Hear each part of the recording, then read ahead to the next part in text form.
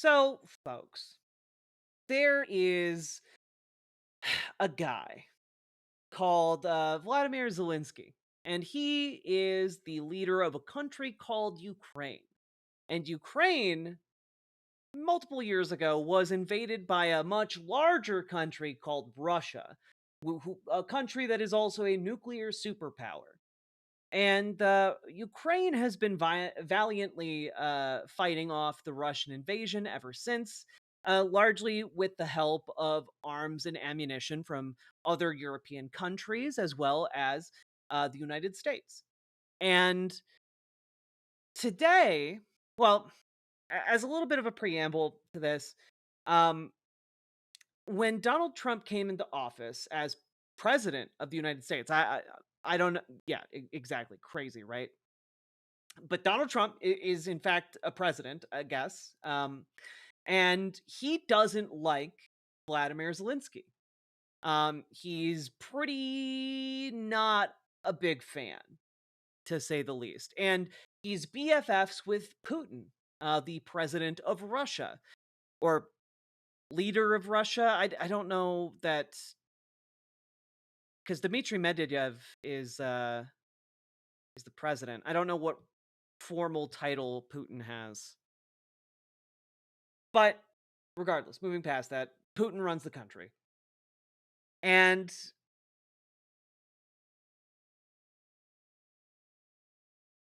eventually, wait, Medvedev is the prime minister? Okay, that would make sense. Um, cool. So, what Donald Trump did was essentially tell all of Europe, you can go fuck yourselves.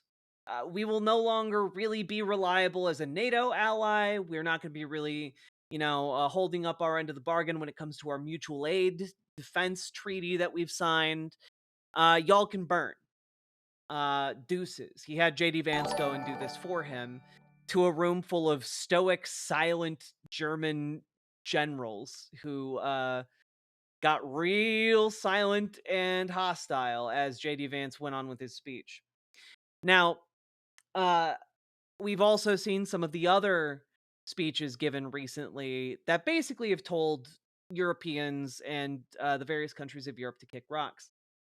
One of the ways that the Trump administration chose to do that to Vladimir Zelensky in Ukraine directly was basically to shake him down, to say, "Hey, if you want to continue getting U.S. protection, you got to give us, you got to sweeten the pot. You got to give us some of your mineral rights. We gotta have those mineral rights to exotic rare earth metals in Ukraine." We're not going to defend you unless you give us our rare earth metals. And Ukraine was kind of going along with that, and the deal might still go through. Who knows? Um, but today they were supposed to sign that agreement, is my understanding, and it went really bad. It went really bad in a way that feels like the Trump administration, JD Vance, Donald Trump, we're on like marching orders or we're setting out to do this on purpose to like torpedo relations with Ukraine. But it's one of the most singular moments of presidential history. There's nothing to compare it to, really. It's like watching two schoolyard children try to bully an adult man. It's very weird for the president of the United States and the vice president of the United States to simultaneously stoop to this level.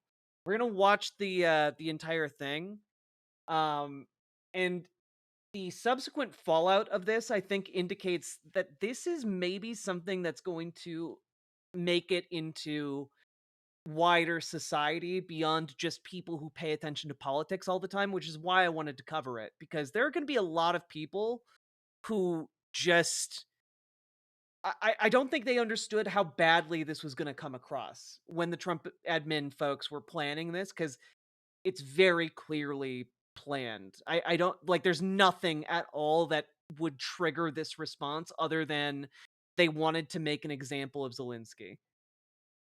So I don't know if it will turn people around, but it'll wake some people up. Because say what you want about the Ukraine war, a lot of people in the United States understand who the aggressor is in that scenario and understand Ukraine's position and have only good thoughts about Ukraine and Zelensky by extension. A lot of liberals that don't otherwise pay attention to politics are aware of this. But let's take a look at the actual meeting. President Zelensky of Ukraine, and we've been working very hard, very close. So we've actually known each other for a long time. We've been dealing with each other for a long time and very well. We had a little negotiation spat, but that worked out great. I think for both countries, I think for the world. Supporting actually, Russia and Putin countries is not a popular thing to do. And we have something that is a very fair deal. And we look forward to getting in and digging and working and getting some of the rare earth.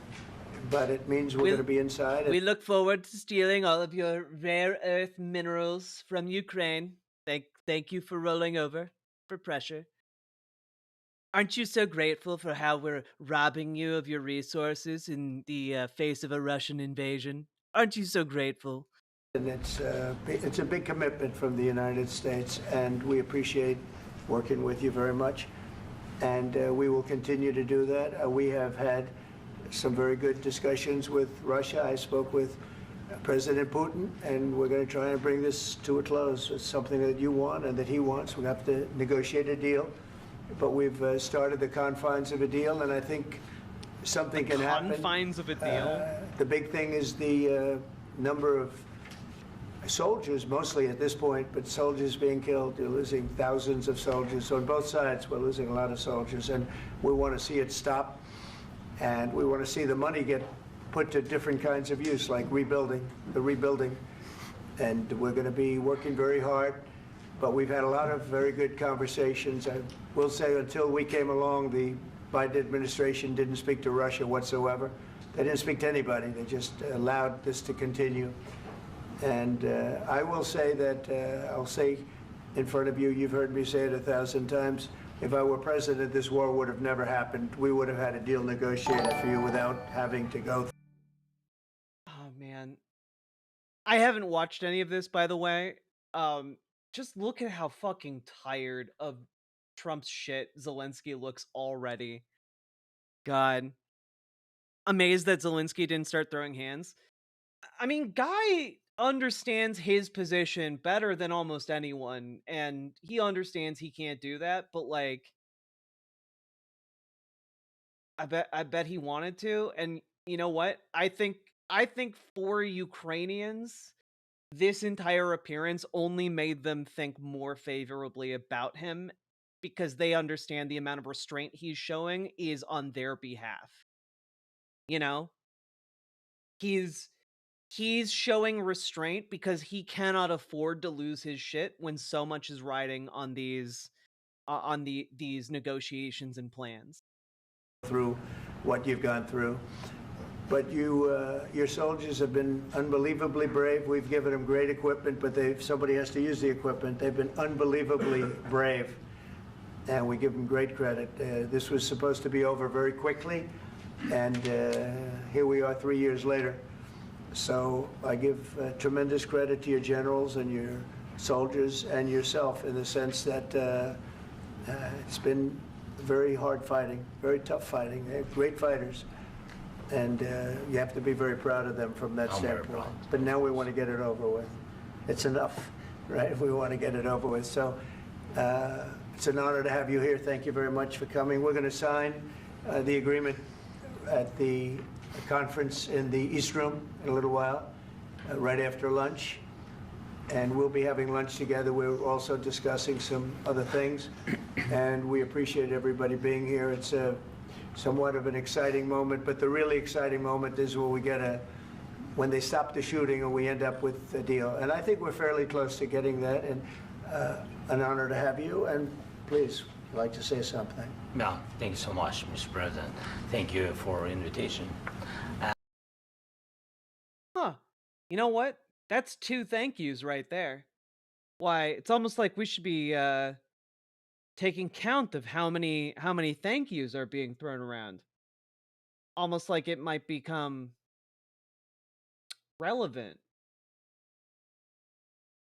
And really, I hope that this um, first document, will be first step to real security guarantees for Ukraine, our people, our children. I really count on it. And of course, we count that America will not stop support. Really, for us, it's very important to support and to continue it. I want to discuss it with details further during our conversation, and of course the You're in infrastructure for a treat of with this security one. guarantees. Zelensky Because for does a today, fantastic I job. understand what Europe is ready to do, and of course I want to discuss with you what United States will be ready to do. And I really count on your strong position to stop Putin. And you said that enough with the war. Punk I Monk, think thank you that for the it's very $5 important, dono. I appreciate Lynn, it. to say these words to Putin at the very beginning of war, because he is a killer and terrorist. But I hope that together we can stop him. But for us, it's very important to, to save our country, our values, our freedom and democracy. I think more than anything, Zelensky embodies the fact that any one person can step up in a time of crisis to become a leader. And any one of us during these tumultuous times ahead, we can all step up, do our part, and where we see the opportunity to do more, take that opportunity. We're in a time of increased responsibility, and that means stepping up and maybe being a leader too. You know? And of course, no compromises with the killer about our territories, but it will be later. And of course, what I wanted, we spoke about it by phone with you about the drones production. We have very good drones production. I think the best one in the world for today because of the war. Yes, and of course, we need very much the air defense. You have the best air defense in the world, and really you helped us under attacks of Russians. And I want to speak how we can exchange the licenses. We're open to share the licenses of all our drones with you, of course, with the United States. And we need licenses for quick production of air defense. Even after the war, we need our nation to be calm, that we are secure. So that's why we need this air shield. And of course, about this, I want to speak about the contingents. I think that France and UK already spoke to you, and we know that Europe is ready, but without the United States, they will not be ready to be as strong as we need. And the last point, last not least, about exchange, about our people and children. And you know that these crazy Russians, that they stolen 20,000 of children, Ukrainian children. They changed their names, they changed their families, relatives, and now they're in Russia. We want to bring them back, and really. Yeah, this is maybe one of the more under talked about things, but any families caught in like the regions of Ukraine taken over by the Russians, those families have been split apart. And children have just been abducted and adopted by Russian families with Russian names. It's yeah.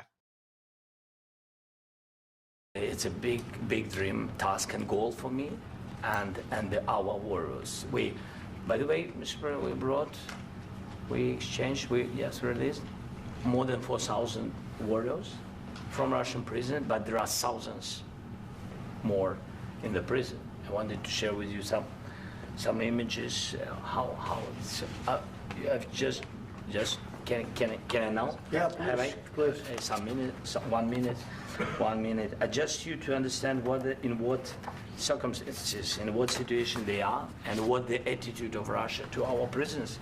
That guys, just you before and after. Can I just say, like, this is such a strange venue for a conversation like this. Just two chairs facing the camera as they talk to each other ostensibly, but it's also combined with like a performance for the It's very strange. And you see before and after, just you to understand. Now thousands of such guys, ladies and men. Like, look at how well he's managing to walk the tightrope of seeming like he's talking to Trump enough to engage Donald Trump's interest, but also using the opportunity to show these pictures to the public in order to simultaneously like educate on the topic. And they're, and that's so they don't eat, they beat them, and they, you know, so they do a lot of, you know, bad things. So out of, even during the war, there are rules. Everybody knows there are rules during the wars. And these guys, they don't have any rules. You see. Yeah, so far it's pretty normal, Salmon Moose. It gets a lot weirder than this, though, in a noticeable way. That 50, 60 kilograms left, and a lot of such things.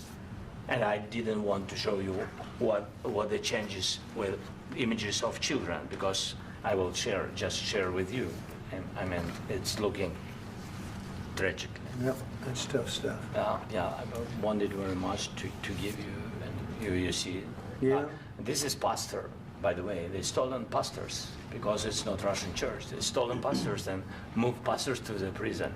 We, at the end of last year, we brought 3 pastors, and we could exchange them. And this is pastor, you see. Like, Yeah, that's tough. yeah, so I mean, this I wanted to show you, and Good yes, so stuff. thank you very much. We want to get that in, right? Yeah, of course. Oh my god, he's so bad at this. And I think we will. I think we will. And We have to, of course. do you have any questions, please? Thank you, Mr. President.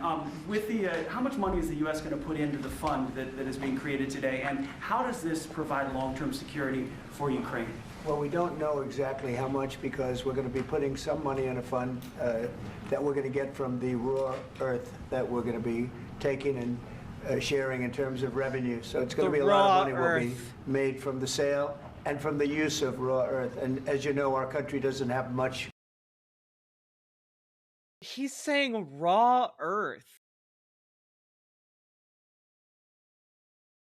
Dog, his brain is gone. He said it multiple times.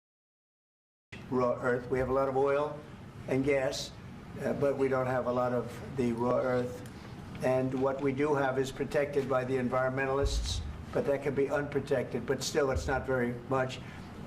They have among the best in the world in terms of raw earth. So we're going to be using that, taking it, using it for all of the things we do, including AI and including weapons and the military, and it's really going to very much satisfy our needs. So it's something that just worked out really well. We have a lot of oil, and we have a lot of gas, we have a lot, but we don't have raw earth.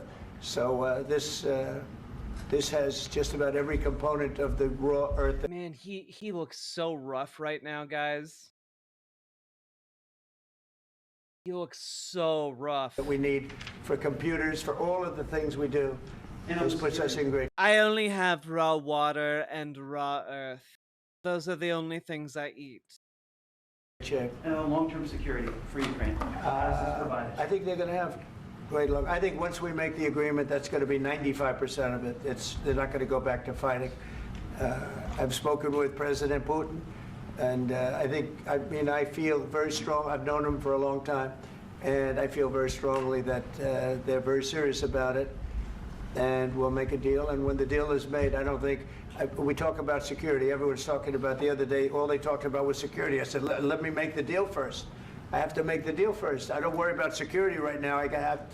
We have to have a deal, because right now, last week, 2,000 soldiers died on both sides. 2,000, and they're losing 1,000, 2,000, 3,000 a week. So as we sit here and we talk, people are getting shot and dying on the battlefield.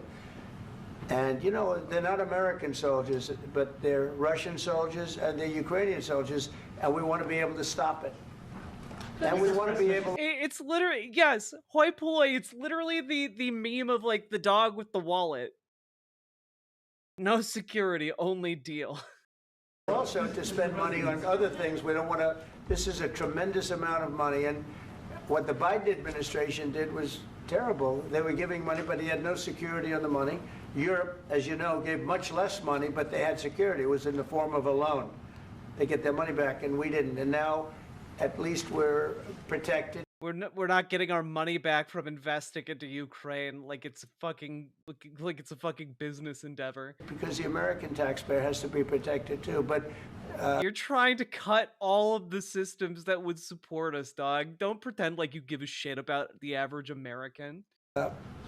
This is an incredible agreement for Ukraine, because we have a big investment in their country now, and what they have, very few people have. And we're able to really go forward with. I did some digging on this, pun intended, and my understanding is that there's not that much rare earth in Ukraine. Like, I don't know. I feel like this is a talking point given to him straight up by like a Jeff Bezos or Elon Musk telling him how much he wants a lithium mine of his very own that he can preside over, like how his daddy presided over the emerald mines, something like that. Like, I don't know. It feels like a request made by one of these billionaire CEOs he surrounds himself with. With very, very high-tech things and many other things, including weaponry that we're going to use in many locations, but that we need for our country. Mr. President, this allows us to do this. He does talk about rare earth like he's a medieval warlord talking about magic gems. Mr. President. Will you continue? Sorry, I'm sorry. Military aid. Yes, go ahead, please. If I can just, yes. In the document, there is one of the very important points. If we speak about business and investment, we never had LNG terminals in Ukraine. This document will open. I mean, the next documents, but anyway, here we see in the framework, we see really goodwill for this. LNG terminals for us is very important, and I think for security of European continent. We have the biggest storage, gas storage. We have the biggest in Europe. Yes, yes, and we can use it. Use it for LNG. Use it for LNG, and we will do it. Yeah, and true, really, we can help Europe because Europe really helped. President Trump said that they made less support, but they are our friends and they are our very supportive partners. They really gave a lot, Mr. President. They did. They gave a lot, but they gave much less. No. Much less. No. No. No. Okay. Like he's doing a good job here, like pushing back while retaining like a friendly tone for the interview. But like Donald Trump doesn't like that.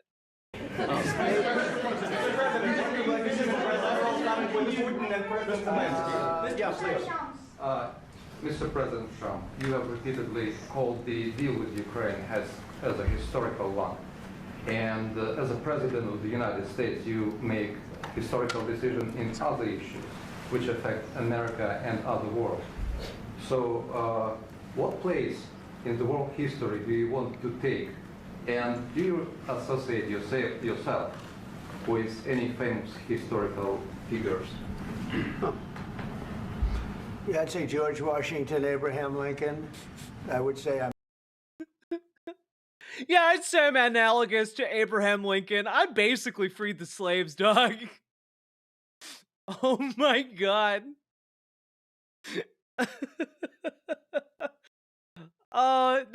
Without skipping a beat too. Without skipping a beat. I'm far superior to George Washington and Abraham Lincoln. Now, you know I'm only kidding, right? Because when I say that, the fake news is going to go wild. I don't think you're kidding. I don't think you're kidding. You said that way too knee-jerk. I think you meant it. They're going to say he considers himself to be better than Washington, but you never know. You never know.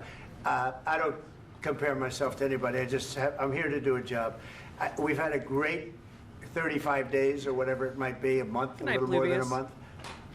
We've accomplished tremendous amounts. JK, not only this would be a very great achievement if we could get the war stopped and get them back to normalization. I think that's going to happen. We've had very good talks on both sides, as you know, but I think we've done a very good job, just generally. If you look at all of the things we've done in 30 days. They're saying there's never been a opening for a president. The first month, there's never been a first month like we've had. And this is one of the very important things. This, to me, is one of the most important things because we have tremendous death taking place as we speak. And I don't want to have that. You know, think of the parents, think of the whether they're in Russia or Ukraine, think of the parents of all these people being killed needlessly. They came to our territory. Should have never started. This would have, if I were president, this would have never started. Mr. President, where has out your conviction? Mr. President. The expressions throughout this are absolutely incredible. Just like you can see what he's thinking on his face right now. What Zelensky's thinking. Just like, oh, he really does think that Russia wouldn't have invaded if he was president. Oh, that's some crazy shit. Will you continue sending military aid to Ukraine after the U.S. signs this agreement with Ukraine? Yeah, we're going to be continuing. To President Zelensky, do you feel like the U.S. is on your side? That President Trump is on your side at this moment? What do you think? He wants to know, do you think that, sort of a stupid question. I guess we. Does Trump genuinely thinks that Zelensky didn't understand?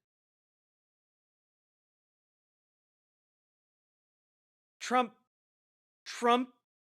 doesn't think that Zelensky could understand what the reporter asked. Guys. At this moment. What do you think? He wants to know, do you think that. Because Zelensky says, what do you think?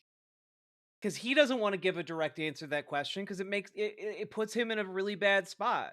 So he's trying to playfully punt the topic over to Donald Trump to say, yeah, of course we have Ukraine's back. But Donald is too stupid to understand that. And so he's like, obviously Zelensky, the foreigner, didn't understand the question. So I'm going to explain the question. Sort of a stupid question. I guess we wouldn't be here if I wasn't.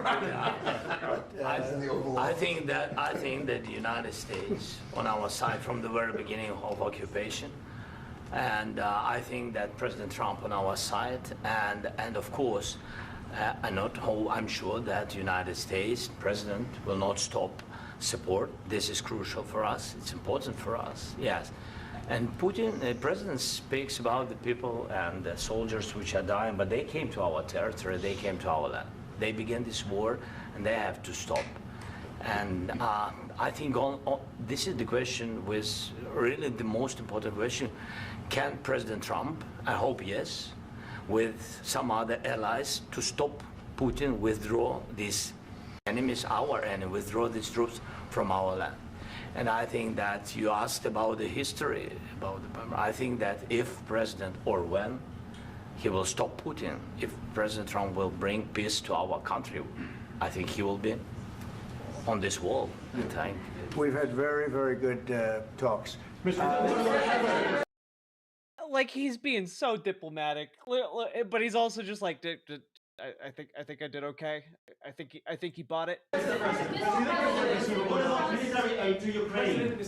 President Zelensky just said that there will be no compromises with Vladimir Putin. I just wanted to ask both of you. Firstly, are there compromises that you think that President Zelensky is going to have to make? And President Zelensky, is there anything that you may be able to offer or bring to the table, for example, elections? Thank you. I think you're going to have to always make compromises. You can't do any deals without compromises. So certainly he's going to have to make some compromises, but hopefully they won't be as big as some people think you're going to have to make. That's all. That's all we can do. I'm here as an arbitrator, as a mediator to a certain extent between two parties that have been very hostile, to put it mildly. They've been very hostile. Have they? We were all unaware that there was a hostile situation between Russia and Ukraine. We never would have guessed. Thank you for clarifying that. It's been a vicious war. This has been a vicious war. You know, it's a very level battlefield, and those bullets go out, and as I've said many times, we were talking about it with Pete, many times the only thing stopping those bullets is a human body. And in the case we're talking about, generally young human bodies are stopping a lot of bullets. It's dead level. That's why it's great farmland. It's great land. It's great farmland, but there's very little protection against the bullets that are being, and other things that are being shot. So all I can do is see if I can get everybody at the table and get an agreement. I think he was talking about how easy it is to shoot somebody on a level open field, but like in maybe the dumbest possible way. I think we're going to end up with an agreement. Otherwise, I wouldn't probably be even here today. Mr. President, I've got two questions for you. You think ultimately The craziest thing is he gives an answer like that, and you very clearly can see him like think, I nailed that. I nailed it. Like he's genuinely so isolated by his immense wealth and immense stupidity and immense cognitive decline that he like gives a rambling response like that and just he thinks he did it. He's like patting himself on the back in his mind. It's crazy. your legacy will be the peacemaker and not the president that led this country into another war and ended foreign wars? And I've got a question. I hope it will. I mean, I hope I'm going to be remembered as a peacemaker. This would be a great thing if we could do this. I'm doing this to save lives more than anything else. Second is to save a lot of money, but I consider that to be. Oh, of course I'm doing it to save lives. Ignore all of the cuts we're spending on or we're doing on USAID. But you know, secondly, yeah, we'd save a lot of money. We'd save so much money. But we're definitely doing it for the lives, though. Be far less important. So I hope I'm going to thank you, Brian, for that question. It was a nice question. I hope I'll be known and recognized as a peacemaker. This would be a great thing to solve. This is a very dangerous situation. You know, this could lead to a third world war. This was headed in the wrong direction. If this election were lost, if we didn't win this election, and by the way, we won it by a lot. That was a mandate. We won every swing state. We won the popular vote by millions and millions of votes. We won everything. The districts, you look at the areas of red, take a look at a map. This was a big mandate, and this was one of the things I said, we're going to get this. You know, it's always so interesting when they're like, take a look at a map. Look at all the places that voted red. And it's just like, every single time, you guys think you got more votes because like more of the map is red. But you guys don't understand that a lot more people live in those blue dots. That's come on, dog. Also, I'm pretty sure he didn't win the popular vote this time. This thing settled. If we didn't win, I think this would have this could have very well ended up in a third world war, and that would not have been a good situation. What was your second question? And my second question for President Zelensky: why don't you wear a suit?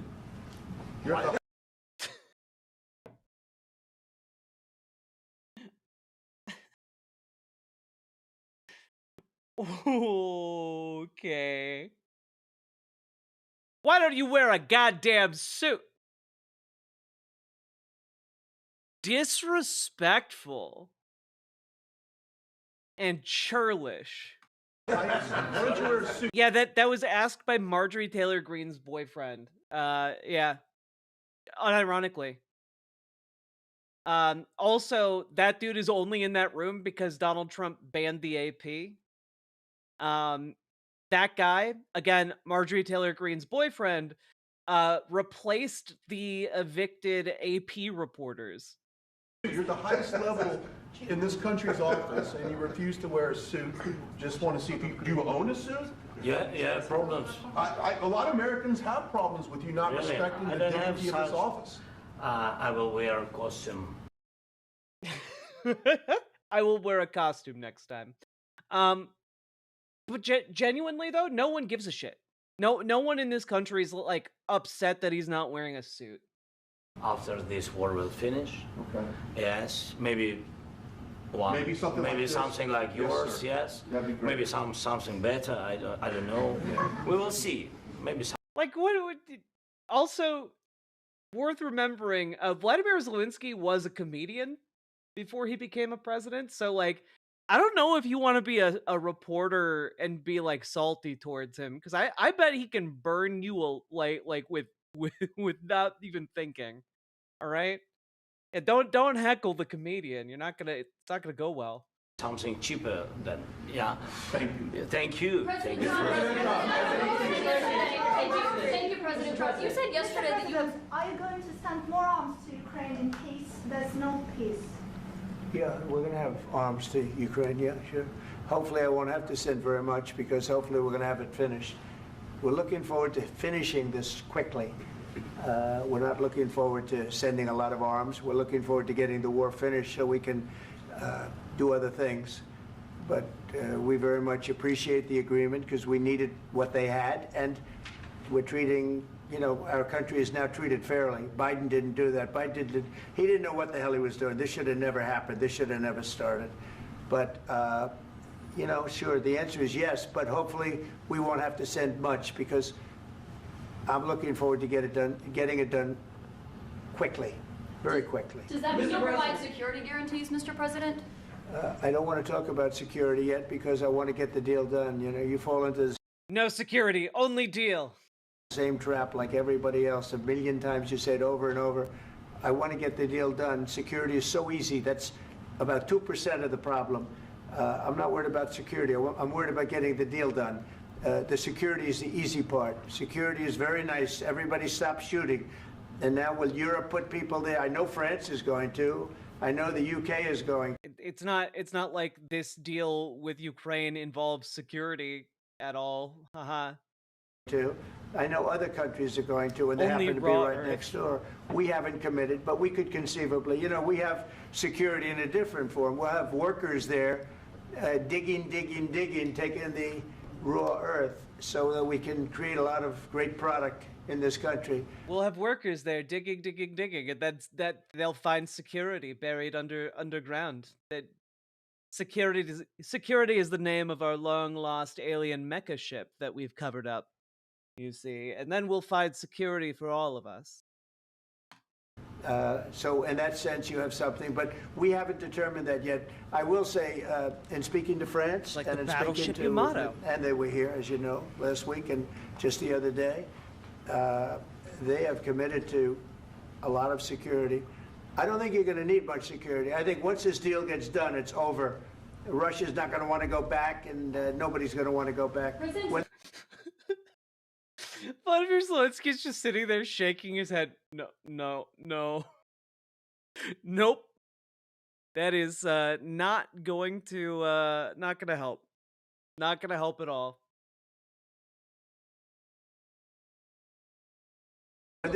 When this deal ends, I really believe this deal is going to be over.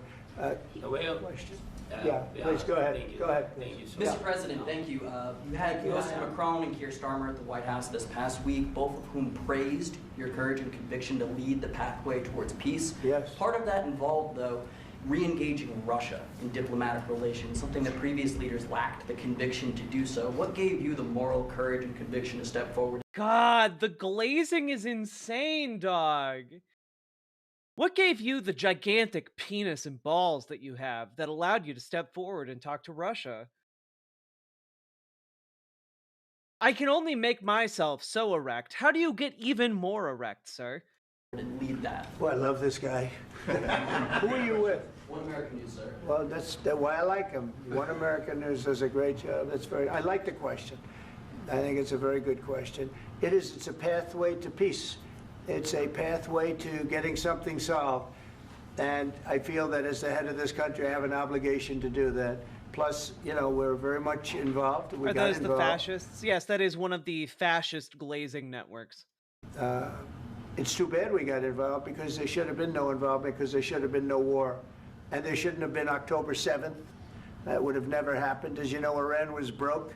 They had no money to give to Hezbollah. They had no money to give to Hamas. Good. Let's talk about anything other than the reason we're here. You're right. They were stone cold broke. And then under Biden, they became rich as hell. They went from no money to $300 billion in a period of 4 years. And they gave a lot of that money away, and you see what happened. And that's a real mess also that we hope to be able to solve. But no, I appreciate your question very much. I feel I have an obligation to try and do something to stop the death. If I can answer, yes, if I can answer, Please, sorry, go ahead. please. And I do like your clothing, by the way. Yeah, really? Even though I think he's a great guy, by the way. But I don't know if you two like each other. But you know what? I think he's dressed. I think he's dressed. I like this guy. I don't know. I think he's dressed beautiful. It's so awkward. So I have more serious things than answer on such Yeah, questions. sure, that's I will okay. answer on more serious That's a good questions if I can. Yeah, so please, about security guarantees and about just ceasefire. We can't just speak about ceasefire and speak and speak. It will not work. Just ceasefire will not never work because I'm like a president. I have this experience, and not only me. Ukraine before my presidency, from the 2014, Putin broken 25 times. 25 times he broken his own signature. 25 times he broken ceasefire. But he never broke to me. He never broke to me. No, you. I think Donald Trump genuinely believes that he's a super special boy, and that that Putin would never break a promise to him because of the bond that they share. I think that is genuinely how he analyzes this entire situation. He also just doesn't care that much, so might be easier for him to just be delusional about it. You were the president. You were the president He during. never broke to me. In 2016, you've been the president, Mr. President. You've been the president, but You've he been had, the president. of course, not with you, but he had during those periods. He had conversations with our side. Donald Trump is getting very upset. And we had Normandy format, you know, the France, Germany, Ukraine, and Russia. And he broken 25 times. That's why we will never accept just ceasefire. It will not work without security guarantees.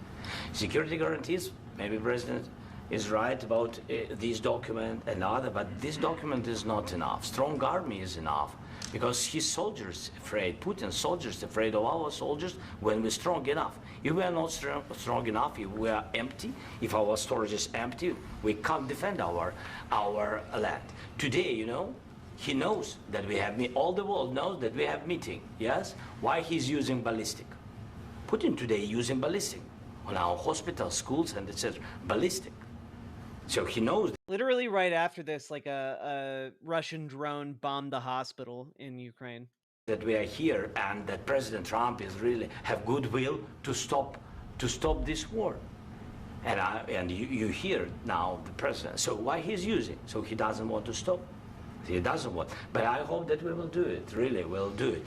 Security. When we speak about security guarantees, when the Europeans are ready for contingents, they need USA backstop. If there will not be United States, we will not never have any contingents, strong contingents from the Europeans, because they don't want to divide alliance, connection between the United States and the main and strongest ally and Europeans. And this is crucial, this is important. That's what we want to speak about very much. This is very important. And air defense. So air defense, really, we have big deficit with all these systems, and we need to provide this. We need it very much. Otherwise, Putin. Do you think that the tapes have Trump and Putin pissing on each other's legs? I don't know what power they have over him. I don't know if it's merely like him responding well to their flattery and flash, but or if they have like something harder on him. Like I don't know. I don't know. There have been like some rumors, I don't know how substantiated they are, that like he may be like an ex-KGB asset or something like that. I don't know about any of that. I haven't been able to confirm anything like that. But like they have some strange hold over him, and I have no idea what it is. But it to me it makes sense if there's like either he's just very much attracted to authoritarians, which could be that could be.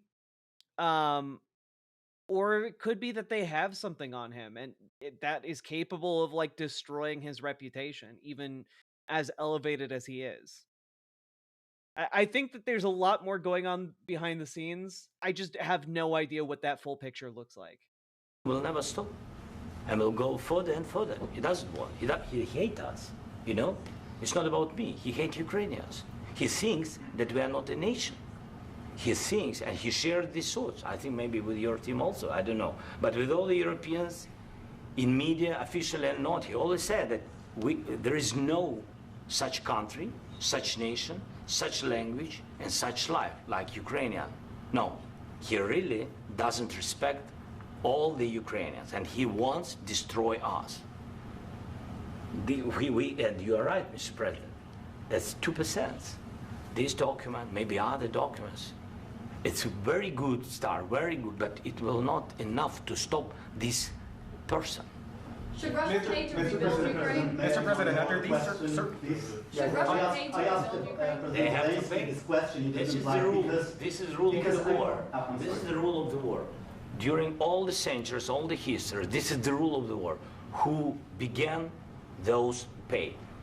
Do you agree? This is the rule. Putin began this war. He has to pay all money for innovation. He has to pay. Of course, some Russian assets, what we have in Europe, about 300 billion, we can use them. We can use for innovation and buy military support from the United States also. We can do. Yeah, like what kind of question is that really? Like, yeah, dog, we'll just call it even. Like, nah. You've destroyed countless hospitals and roads and shit. We need to be able to rebuild. But it's not enough. It's Under these circumstances, do you envision a trilateral summit with Putin and President Zelensky? Wait 1 second. I asked this question that you didn't like because I wanted to know. What do you think of the idea of putting UN peacekeeper troops that include Chinese soldiers at the borders, so Russia would have to fuck with China to attack the Ukraine again? Heard that as an idea to give Ukraine security in a material sense. I mean, I'd be in favor of UN peacekeepers being deployed at Ukraine's original borders. I'd be okay with that, yeah. That being said, just as an FYI, folks calling it the Ukraine is not generally viewed super well because the Ukraine is generally associated with like Soviet Union times versus Ukraine. Yeah. If you want to, Yeah, just letting you know, not everyone knows that. I had to learn to. position yourself in the middle between Russia and Yes. Ukraine, or on the Ukraine's. No, I'm in the middle. I want to solve this thing. I'm for both. I want to get it solved. And it's wonderful to speak badly about somebody else, but I want to get it solved. If we can solve it, great. If we can't solve it, they're going to have to fight it out, and who knows what's going to happen. But I want to see. Yeah, it's kind of like calling similar to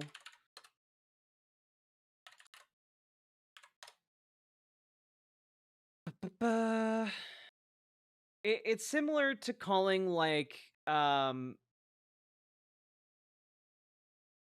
Democratic Republic of the Congo just the Congo versus Congo or DRC, Democratic Republic of the Congo. Like similar in that respect because it hails back to like a more colonial past. Yeah. See it get solved. May I follow up? One more question about U.S. troops in Europe. After Russian invasion of Ukraine, your predecessor sent additional troops to Eastern Europe. Yeah, imagine how awful it feels to be Zelensky sitting next to a guy who's just said that the Russians have a valid point of view for invading your country. Oh god. The fucking rage. Including Poland, my country. Yeah. Are you committed to keeping these troops on the eastern flank of NATO in the future? I'm very committed to Poland.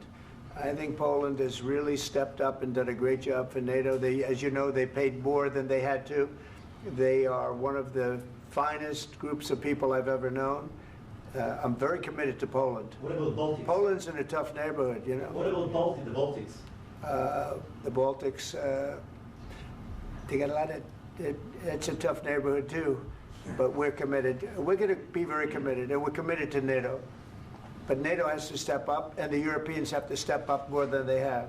And I want to see them equalize, because they are in for far less than we're in, and they should be at least equal. You understand that? Why is the United States, we have an ocean in between, why is the United States in for so much more money and other things as Europe? With that being said, and as you said, they've also been obviously very helpful, but we have put in far more than they have, and I think they should equalize. Mr. President, Oh, he's literally just like, holy fuck, this motherfucker. Yeah, please, go ahead. Ask you about the agreement again today. What changed between the first time that Secretary Bessent gave President Zelensky the agreement and today for the signing? We made a deal. So What was the I'm just, deciding factor? I'm a business person. We made a deal. That's what changed. Along with minerals. I didn't think we were going to make a deal, and we ended up making the deal, so that changed. Mr. President, What a great storyteller he is. I didn't think we were gonna make a deal, and then we made a deal. Bada bing, bada boom. how do you envision a trilateral summit with President Zelensky and Putin? I don't know, under but these well, they circumstances? don't like each other. I can tell you that. Okay? They do not like each other. This is not a love match, and it's unfortunate. That's why you're in this situation. The United States should not have allowed this to happen.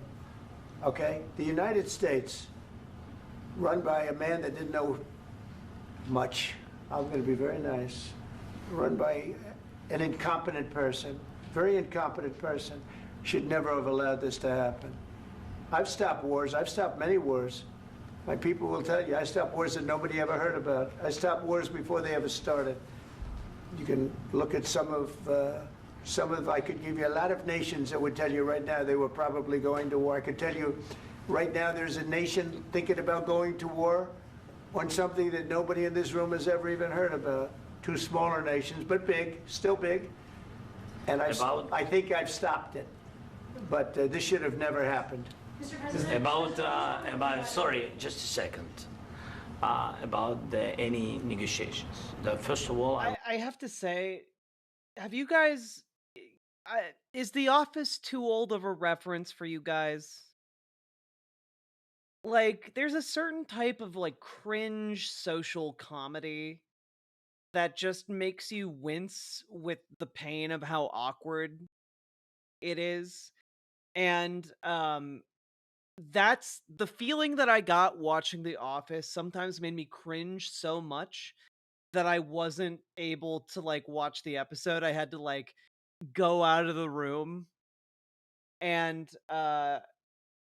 I'm getting the same vibes from this. I'm getting the same exact vibes from an Office sketch as this, except it's so much worse because this is real and like the fates of millions of people ride on these decisions. Oh God.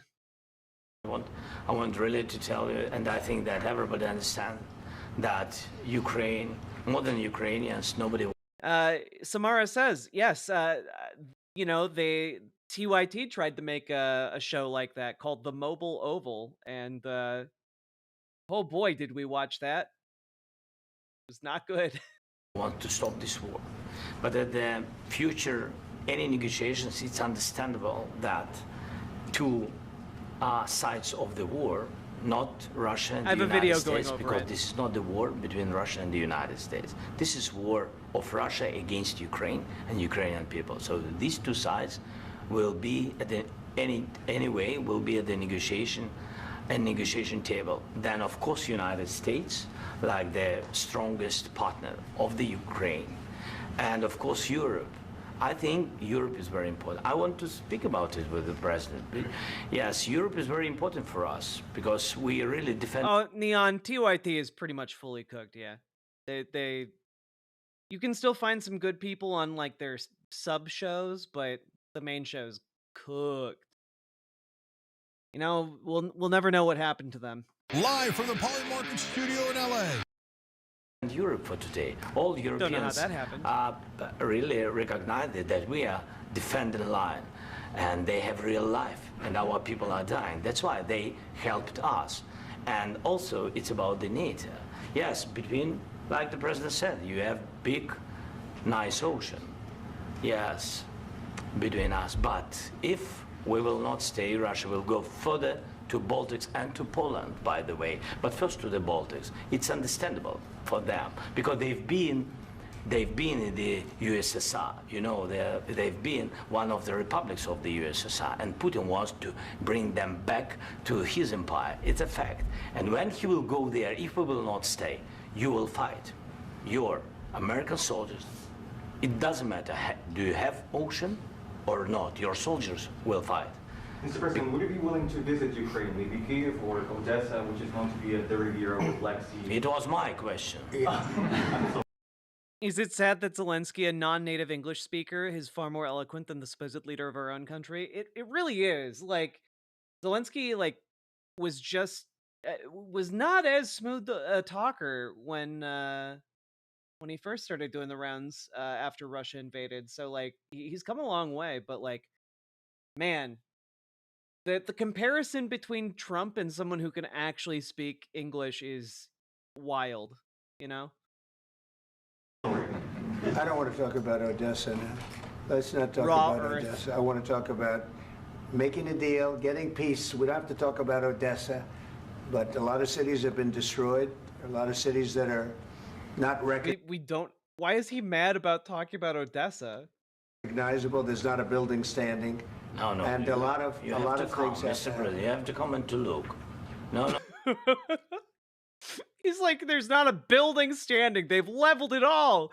And Zelensky's like, what are you talking about? No, you come visit. There are plenty of buildings, sir. No, we have very good cities. Yes, a lot of things have been destroyed, but mostly cities alive, and people work, and children go to school. Sometimes it's very difficult. Sometimes closer to front line, children have to go to underground schools or online, but we live. Ukraine is fighting, and Ukraine lives. This is very important. And maybe it's Putin is sharing this information that he destroyed us. No, he lost 700,000 people, 700,000 soldiers. He lost everything. Yes. So, Mr. President, one more. I mentioned Poland. Please, go ahead. When did you last speak with President Putin, and what did he say? A couple of days ago. And what did he tell you that gave you the assurance that he wanted? We need to call Trump the new Neville Chamberlain. You know, not too shabby. Naomi Sunrider, thank you for the $2 super chat. I appreciate it. Peace. Well, that's what I do. My whole life is deals. I know pretty good. And I really... I know pretty good deal. You trust?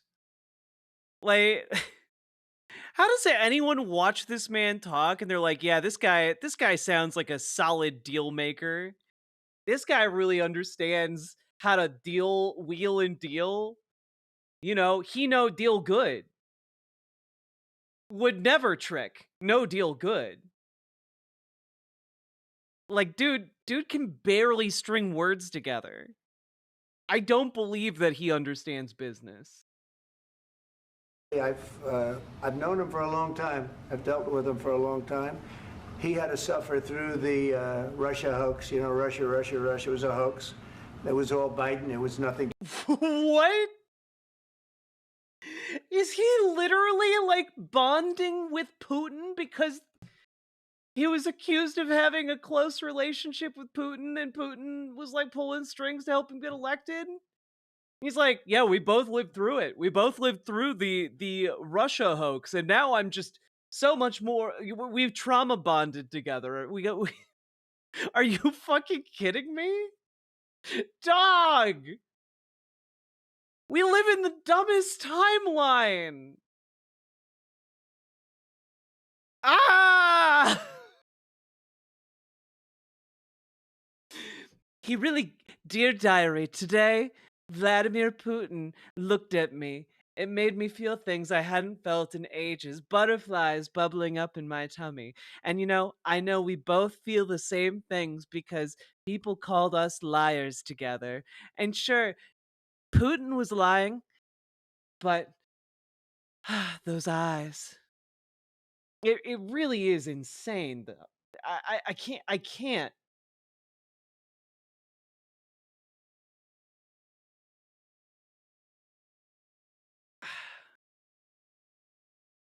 It was a beautiful phone call. Yeah, just, as with all things that are hoaxes, multiple people went to prison for lying about it.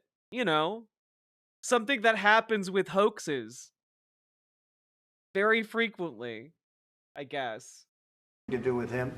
So he had to suffer through that, and he was able to do that. I think that. Look, my, everyone has like maybe a pet conspiracy theory. Mine is that it was not a rush. It wasn't a hoax. I think there's a lot of things going on between Russia and Donald Trump that we may never get the full picture of, but I do think that there is some incredibly shady shit going on there. And I hope we find out one day, just because, like, the level to which he stands by them is frankly insane.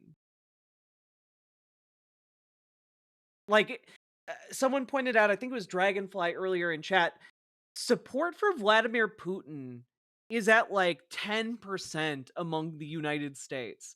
Like 90% of Americans hate Putin's guts. So the fact you have to ask yourself, that being the case, why on earth the US president is acting against his own interests by standing and deep throating this cock like this, Like, this is insane. And there has to be a reason behind it. Yeah, Trump has a negative 84 approval, 84% approval rating, something like that. That he wants to make a deal, and he'd like to see it end. That's all I do. That's what I do. My whole life, that's what I do, is make deals. And I'm in the middle of a mess, because this is a real mess. It's a very dangerous one. If this doesn't get solved now, it's not going to get solved for a long time. So I hope we're going to get it solved. In the back, please. Thank you, Mr. President. Prime Minister Starmer claimed repeatedly that his government believes in free speech and was not engaged in censorship. But his country's government arrests people for memes and thought crimes, and even more worrisome is pressuring American companies to censor Americans on its behalf. How can he be a reliable, trustworthy partner when he says things that are demonstrably false on such an important topic? Well, we actually spoke to him about that yesterday, and we thought they took it very, very much too far. JD was very strong on it. So was I. So was Marco. And we've been speaking to him about it. Marco, would you like to say something about that? We have concerns, obviously, with the conduct of those, particularly as it impacts Americans. And there's real concern that American speech, which is online, could fall into the hands of British or any country's jurisdiction. And so this is a point the Vice President made of Munich, and I think it's a very compelling one, that what unites us with Europe, as much as anything else, is these shared values, and one of them being free speech. You literally handed out a list of words to be banned from scientific publications, and also systematically tried to defund things throughout the federal government that included keywords that you didn't like. You lying sack of shit.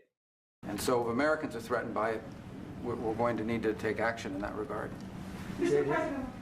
It's actually a very important question. We spoke about this in detail with the Prime Minister, the Foreign Secretary, and others at lunch yesterday, and I know that Secretary of Commerce Lutnick followed up in private meetings last night. This is really important. We believe Americans have the right to speak their mind, even if we in this room disagree with them. They have the right to speak their mind in the public square, which is often online these days. And we're going to defend that right as it pertains to American companies and American citizens vigorously if we have to. I do think that under the President's leadership, we're going to find common ground with our friends in the UK on this question, but it remains to be seen. The principle that will guide us is we believe in free speech in this country, and we'll fight for it for American citizens. I'm sorry, are these just like silver plates that are put up for display? That seems weird. Stop it. I don't like it. Mr. President. Put them where the other dishes belong. On the deal, is there any other oil and gas component to the deal? Is it all critical? A little bit. We'll see. On LNG? But we're not really looking for that so much. We got a lot. We have more than anybody in the world, by far. So no, we're not talking about it too much, but a little bit. I think it affects also, but for the most part, no. And sir, is there any agreement from Ukraine to purchase U.S. LNG as part of the deal, or is that on the table at all? No, we don't need that. Mr. President, I just wanted to ask you about, you just mentioned that you'd spoken to Vladimir Putin a couple of days ago. Just to be clear, that's a new call, not the one that you... I've spoken to him on numerous occasions. Okay. And how was the latest call? What did you discuss? How did it go? He doesn't know. He doesn't know what they talked about because his brain's cooked. Are you serious with that question? I am. I'd love to know. It went well. I think we're going to have a deal. On the minerals deal, Mr. President, some of those minerals are in the east of Ukraine, not far from the front lines and in areas that Russia has occupied. Will you direct President Putin to withdraw his forces from those areas if there's U.S. interest Well, there? we'll take a look at the time. We have a lot of area. It's a very big area we're talking about, so we'll take a look. I'll study that and I'll see. And who would protect those minerals if they are U.S. interests? Would that be Ukrainian They'll forces? be protected. The European agreement forces? will protect them. U.S. The forces? agreement, yeah, we're signing an agreement. You know? Right, but what if Russia tries to invade or there's Russian aggression in their spots? I just told you, I don't think. What if Russia tries to invade? Well, they won't, though. Have you considered that they won't, though? Because I'm a very special boy and it's my birthday, 24/7, 365.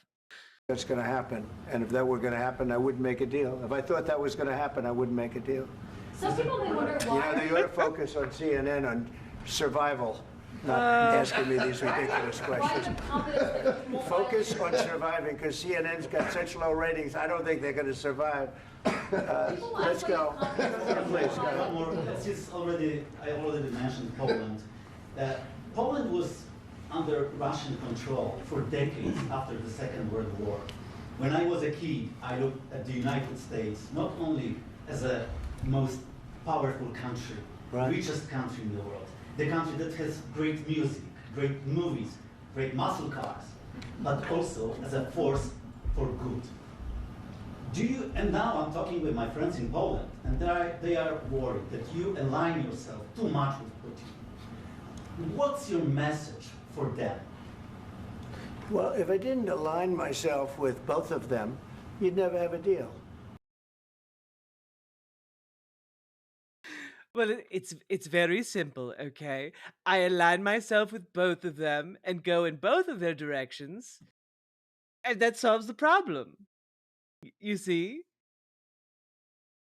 Okay, but how does that work when they're each opposed to the other and they both, you know, like Russia wants to take over Ukraine and Ukraine doesn't want to take over Russia to take over? How does it work when you align yourself with both of those interests? Dog. You want me to say really terrible things about Putin and then say, "Hi, Vladimir, how are we doing on the deal?" That doesn't work that way. I'm not aligned with Putin. I'm not aligned with anybody. I'm aligned with the United States of America and for the good of the world. I'm aligned with the world, and I want to... I'm aligned with America, but also I'm aligned with the world. But also with America. What the fuck is he saying? Is he aligned with the Globo Homo agenda?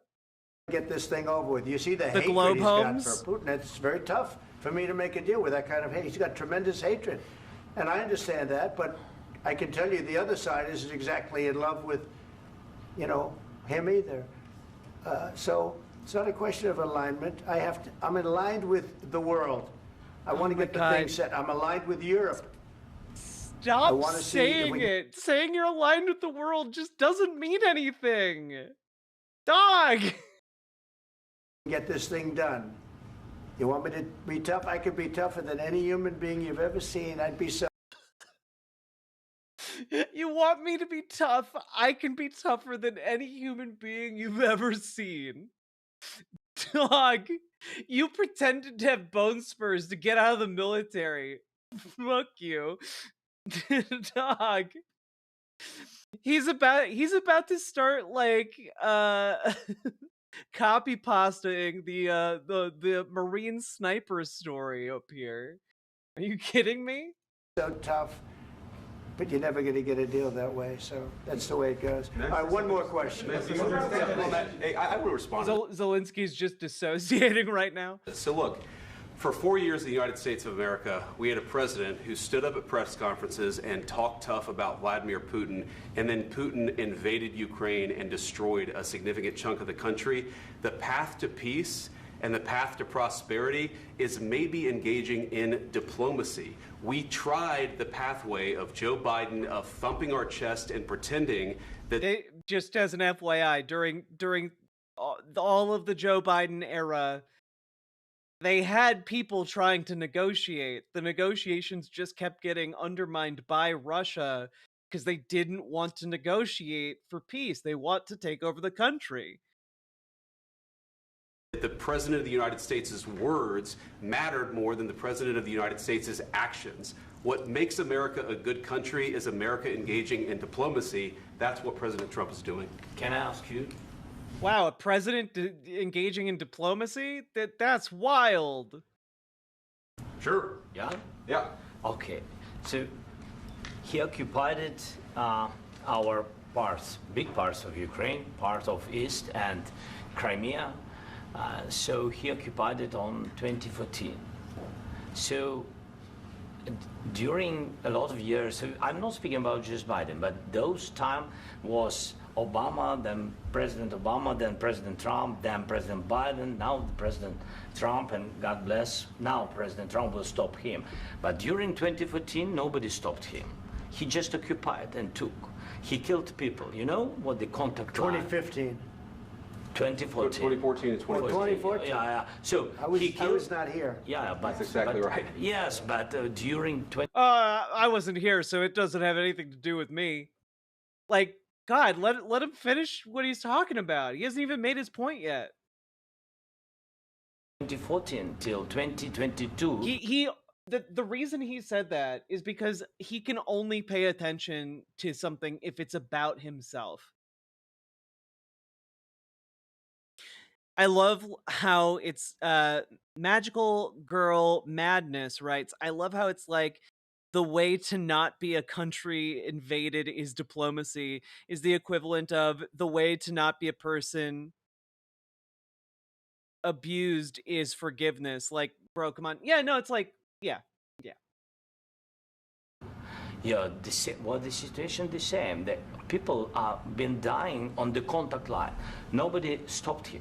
You know that we had conversations with him, a lot of conversations, my bilateral conversation, and we signed with him, me, like a new president. In 2019, I signed with him the deal. I signed with him, Macron and Merkel, we signed ceasefire. Ceasefire. All of them told me that he will never go. We signed with him with gas contract. Yes, but after that, he broken this ceasefire. He killed our people, and he didn't exchange prisoners. You know, it's really kind. Zelensky here is doing God's work, largely because he's not saying any of this for the benefit of J.D. Vance. He's not saying it for the benefit of, you know, Donald Trump. He's doing this to educate, you know, people watching us, as well as stand up for his people, stand up for Ukrainians, you know, and like to an extent stand up for what he's done as the leader of Ukraine, because like what JD Vance is trying to say is like they never even thought of trying diplomacy before. What a novel concept. And it's like, dog, they've been negotiating the entire time. It's just hard to negotiate when your red line is you keep none of our territory and their red line is we keep all of your territory. It's not a lot of wiggle room there. We signed the exchange of prisoners, but he didn't do it. What kind of diplomacy, JD, you are speaking about? What do you mean? I'm talking about the kind of diplomacy that's going to end the destruction of your country. Yes, but if you Mr. President, with respect, I think it's disrespectful for you to come into the Oval Office and try to litigate this in front of the American media. Right now, you guys are going around. Dog, you are the ones who allowed cameras in here. Like, JD Vance, you guys brought the cameras into the meeting. How dare you say this in front of the cameras that we brought in? Like, okay. And forcing conscripts to the front lines because you have manpower problems. You should be thanking the president. Hey, does anyone want to take a wild stab? Does anyone want to take a wild stab at like the who demanded Ukraine adopt different types of army recruitment techniques? Anyone want to take a wild stab at who spearheaded that endeavor? It was the United States! We did! We had them adopt their current conscription policies. We did that! President for trying to bring it into this conflict. Have you ever been to Ukraine? That you say what problems we have?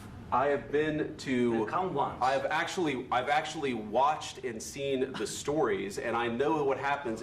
Dog, wait, neither of them have actually visited Ukraine? Like, Donald Trump was under the impression it was just a barren wasteland, and JD Vance has to stumble and say, I've seen the stories. I have watched the news. I have a subscription to the Wall Street Journal. And, like, they're trying to talk down to him about his own goddamn country. Fuck off. I am so embarrassed to be American. These guys are absolute shitheels. Is you bring them on a propaganda tour, Mr. President. Do you disagree that you've had problems? Dog, you cannot support Israel and also like make that criticism of Ukraine. Like, Ukraine is actually in a war with an actual superpower, and meanwhile you do not question any of the media tours in Israel. Insane. Yeah, he watched his stories like it was a fucking telenovela.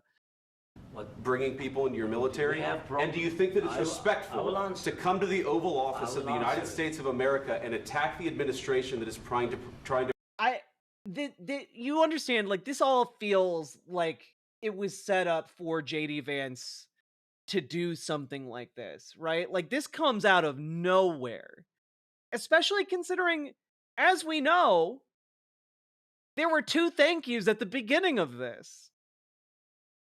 To prevent the destruction of your country. A lot of questions. Let's start from the beginning. Sure. First of all, during the war, everybody has problems. Even you, but you have nice ocean and don't feel now, but you will feel it in the future. God bless. You don't know that. God bless. God bless. You will not.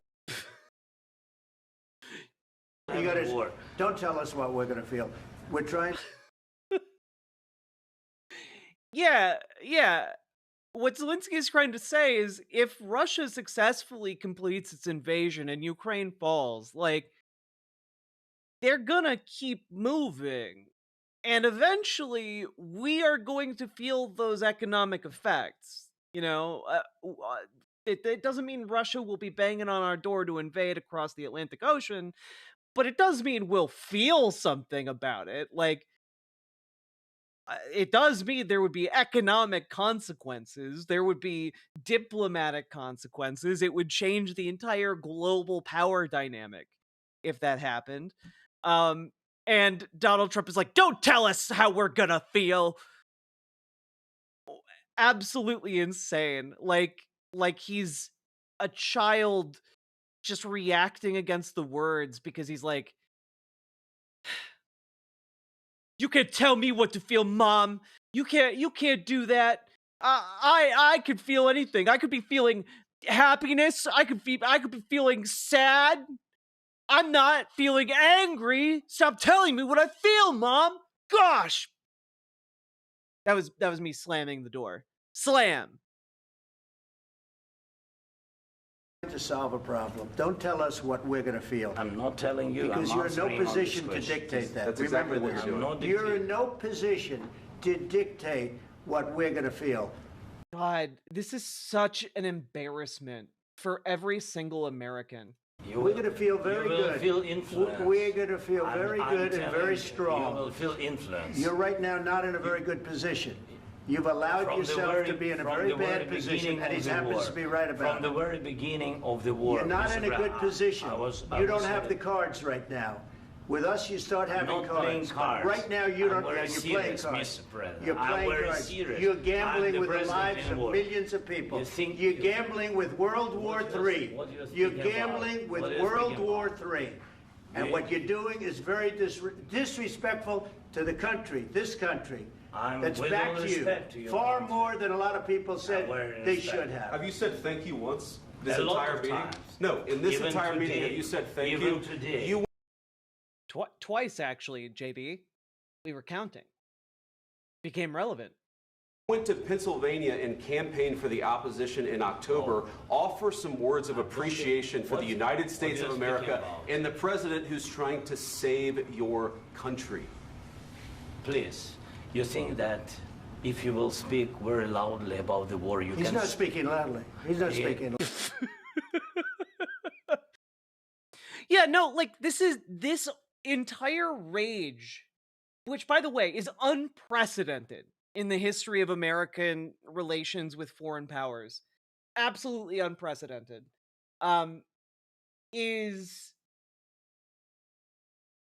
comes out of nowhere. There's nothing that would justify this whatsoever. De Niro is correct. Trump is a wannabe gangster. Oh, absolutely. Absolutely.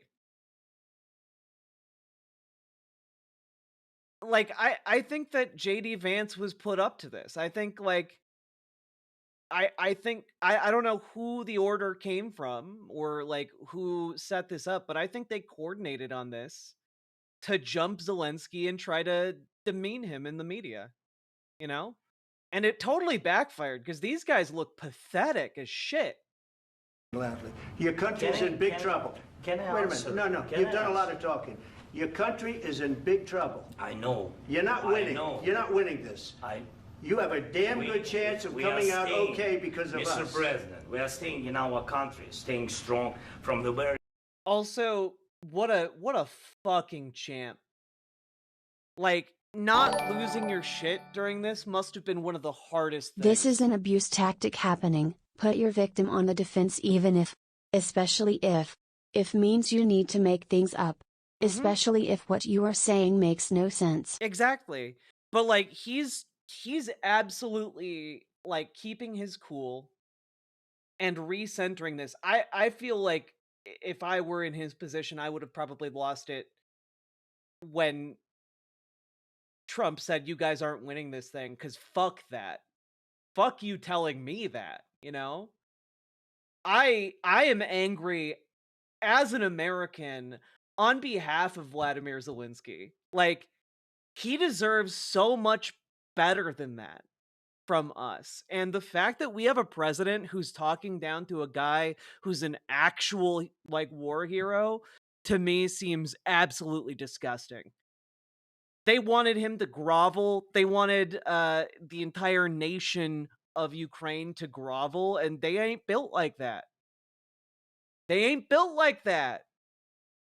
very beginning of the war, we've been alone, and we are thankful. I said thanks You haven't in been this alone. cabinet, You and haven't not been only alone. in this We cabinet. gave you, through I this said stupid thank you. president, $350 billion. You We voted gave for you your military president. equipment, You and you voted men for your are brave, president. but they had to use our military. What about If you didn't have You our invited military me- equipment, You invited if me you to didn't speak. have our military equipment, this war. This is fucking crazy. The fact that this is happening is insane. Trump dishonors, like, the office of the presidency to such a degree there are no words for it. And I think that this cuts to something so fundamental for a lot of Americans, especially older Americans who still have some idea that, like, the presidency means something, you know? Older Americans who grew up during that Cold War propaganda, you know, who believe that, like, the president should be able to behave in a professional manner on the international stage, especially with visiting international leaders. And I think you show them this clip, that's gonna wake a lot of liberals up. I think this might go real far towards getting people mobilized against Donald Trump. And I hope so. I hope it does, because we covered JD Vance's speech to Europe. We covered that other guy, was it Marco Rubio's speech? No, Pete Hegseth's speech to NATO. We covered both of those, and it's very clear that the United States is trying to abandon its NATO allies and trying to abandon Europe as a whole. And it's very disappointing to see, obviously, and very scary to see. And I think that a lot of people, though, are kind of like not really aware of how bad Donald Trump is on this stuff because they don't pay attention to this. Show these clips to your normie family members, because even they will be like, "Oh, that's bad. That doesn't even make sense. We're friends with him. We're friends with Ukraine. We're on the side of freedom. We're on the side of like the people defending themselves against invasion from Russia, right?"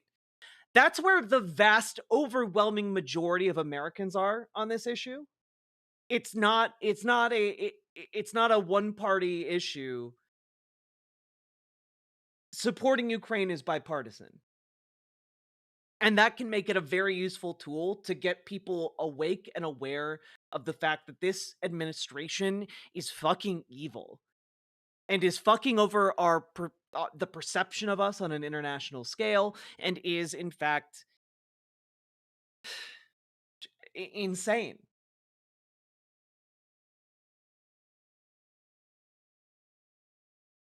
Well, younger folks have been trained not to expect professionalism from the presidency because we've had, again, like 10 years of this clown.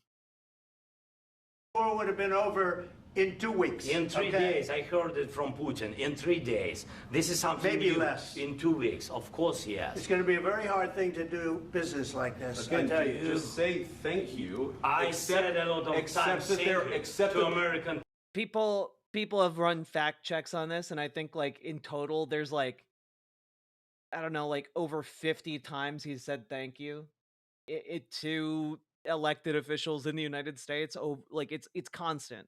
Accept that there are disagreements, and let's go litigate those disagreements rather than trying to fight it out in the American media when you're wrong. We know that you're wrong. For the American people to see what a sack of shit JD Vance is. Every single person who enables Donald Trump, JD Vance, and Elon Musk should be like in prison by the end of all whatever the fuck this is. It's such a betrayal of the American people.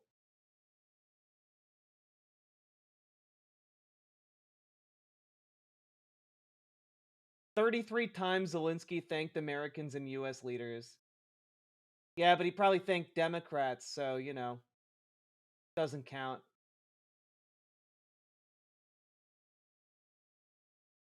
That's a lot of times. What's going on? I think it's very important. That's why I kept this going so long. You have to be thankful. You don't have the cards. You're buried there. Your people are dying. You're running low on soldiers. Listen, you're running low on soldiers. It would be a damn good thing. And then you tell us, I don't want a ceasefire. I don't want a ceasefire. I want to go and I want this. Look, if you could get a ceasefire right now, I tell you, you take it so the bullets stop flying and your men stop getting killed. Of course, we want to stop the war. But you're saying you don't want a ceasefire. But I said to you, I want a ceasefire. With guarantees. Because you'll get a ceasefire faster than an agreement. Like, he makes it so clear. He is keeping his cool to such a degree. And I'm so impressed. that, like, he's making it clear, even though he's very angry, like, I want the war to end, but we need security guarantees, because without the security guarantees, the war will just start again. Is it Stockholm Syndrome? Is that how we're in Clowntown? It's no, it's capitalism. Capitalism just makes people stupid. They act in these kinds of ways. It's the money. It's the money. Our people about ceasefire, what they think. That wasn't with me. For you what, that what wasn't this with me. means. It That was wasn't with you. a guy named Biden who was not a smart person. This That is was your. with, This Oh my God. was with your Obama. president. It was your president. Excuse me. That was with Obama, who gave you. Yeah, the issue is we are a nation, and our diplomacy is not supposed to be between individual presidents. It's supposed to carry over between presidencies. The fact that he's treating it as, well, you didn't swear a loyalty oath to me, is like insane. Insane. That is not how diplomacy is done. And, you know, it's pretty rich to see J.D. Vance and Donald Trump try and take this high road position when neither of them understands diplomacy. Sheets, and I gave you javelins. Yes. I gave you the javelins to take out all those tanks. Obama gave you sheets. In fact, the statement is Obama gave sheets and Trump gave javelins. You got to be more thankful. Just real look at the evolution of this man's face.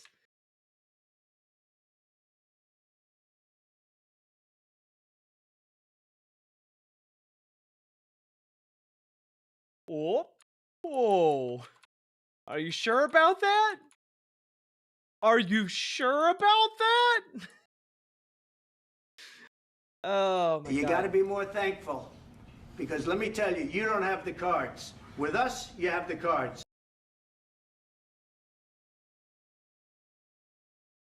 Dude, he's got... You have the cards. But without us, you don't... He's got that long-suffering look in his eyes, dog. You don't have any cards. One more question to Mr. Vice President. I'm sorry. It's going to be a tough deal to make. Didn't because Biden the give them... attitudes have Yeah, to Biden gave them Javelin rockets, yeah. change. What if Russia breaks ceasefire? What if Russia breaks peace talks? What do you do then? I understand that it's a heated conversation right now. What are you saying?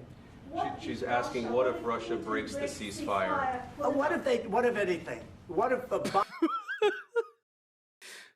Oh, what if anything happens? What if, who knows? I can't predict the future. I'm not a Nostradamus. I get, why? You want security guarantees? Nah. bomb drops on your head right now? Okay? What if they broke it? I don't know. That's a really strange turn of phrase there, Commander-in-Chief of the U.S. military. They broke it with Biden because Biden, they didn't respect him. They didn't respect Obama. They respect me. Again, I would heavily consider showing clips of this to your normie friends and family, because this, that's delusional. It's straight up delusional. They don't, Russia does not respect you. Your grandma saw this? How did your grandma react to this, LB? Because this is straight up Delulu. Yeah. It really does feel childish, you know?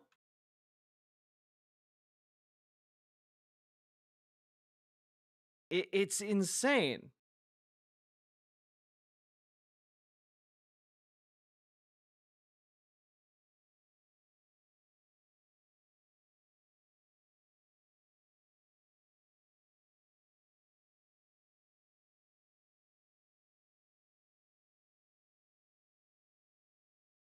What? He's only a former KGB agent. He would never betray me.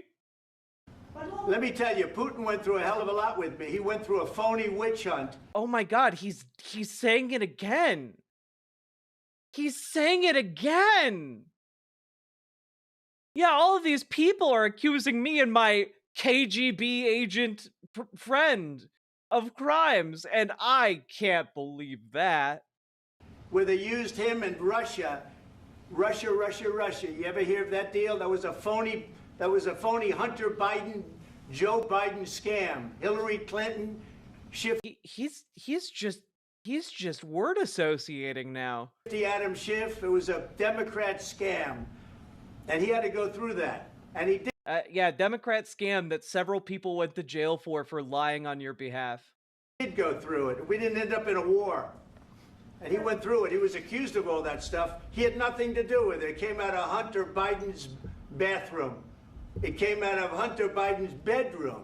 What? It was disgusting. And then they said, oh. Genuinely, what the fuck? Guys, I spend so much of my life paying attention to politics and, like, trying to put together different pieces of information to, like, form a narrative that can be digestible for you guys, but I have to let you guys know, I have no idea what the hell he's talking about. Like, what does he mean that it came from Hunter Biden's bedroom or Hunter Biden's bathroom? What the hell is he talking about?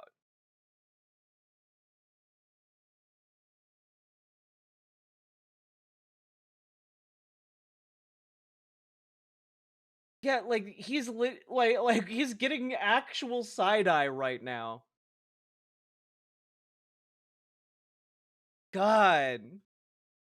It's about Hunter Biden's dick pics.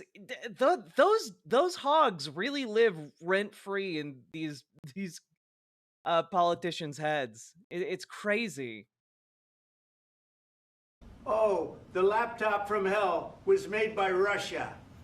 The 51 agents. The whole thing was a scam. And he had to put up with that. He was being accused of all that stuff.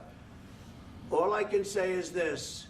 He might have broken deals with Obama and Bush, and he might have broken them with Biden. He did, maybe. Maybe he didn't. I don't know what happened. Maybe he did. I don't really know what the fuck I'm talking about, but, you know, maybe. Like,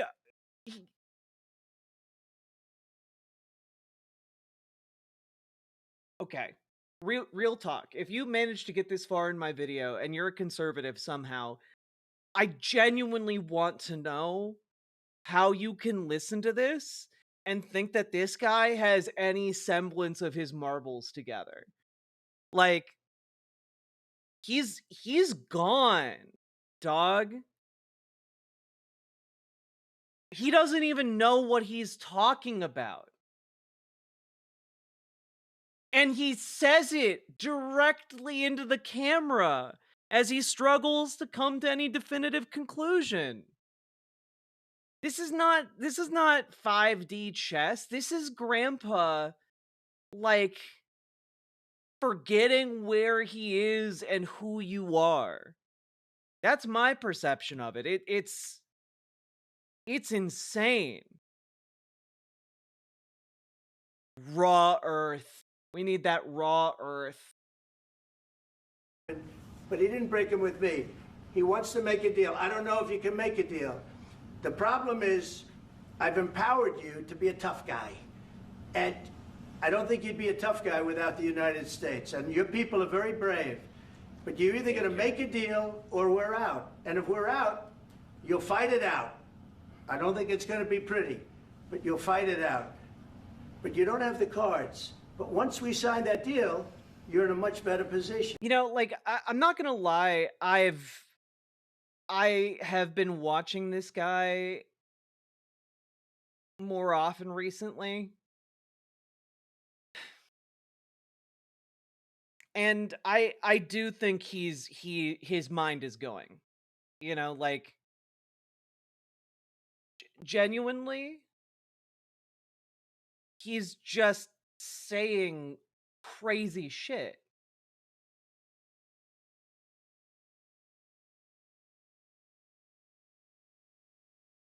Like,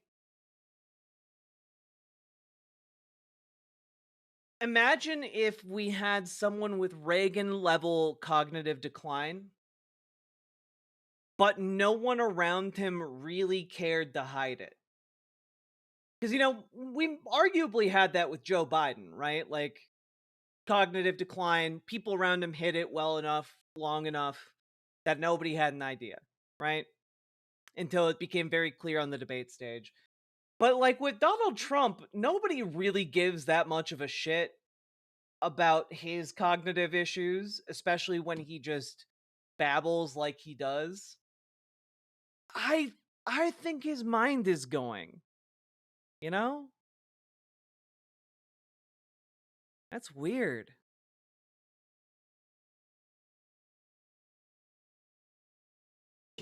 But you're not acting at all thankful.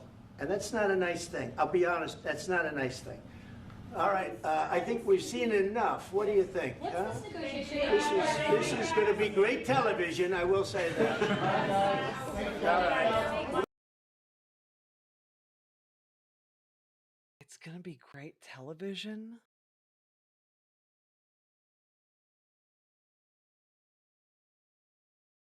Yeah, Comrade Girl, I think he's sundowning, yes. It's gonna be great television. He thought he's gonna walk away with this being nailed. He thought he did a good job. That's fucking nuts. Not only did he think that they did a good job, but like it kind of seems like when he says that, like it definitely in my mind confirms that they intended to do this as like a media hit on Zelensky. We'll see what we can do about putting it together. Thank you, sir. JD Vance sitting there like a smug motherfucker with his pants halfway up his shins. God. I need the back of your We'll see. I don't know. All right, guys, come on. Wait. Hey, guys, come on. Let's move, please. God. Luck Dragon, you've like been in chat all night just saying the weirdest possible shit. And also sexually harassing me. And also like you really fall for this shit? Like it's genuinely this easy to dupe people like you? Are you kidding me? Like, does somebody wander up to you and offer to like sell you a timeshare, and like you're like, oh boy, what a deal, and then you like lose $20,000? Like, what is this? Just like your life? God, it's fucking bizarre. I don't know. Like, maybe put some effort into being someone who isn't so easily duped by con artists, my guy. Otherwise, you're going to wind up being one of those people who falls for a Nigerian prince scam, and people are going to make fun of you until you die about it. Anyway, wish you luck. I hope you get better soon.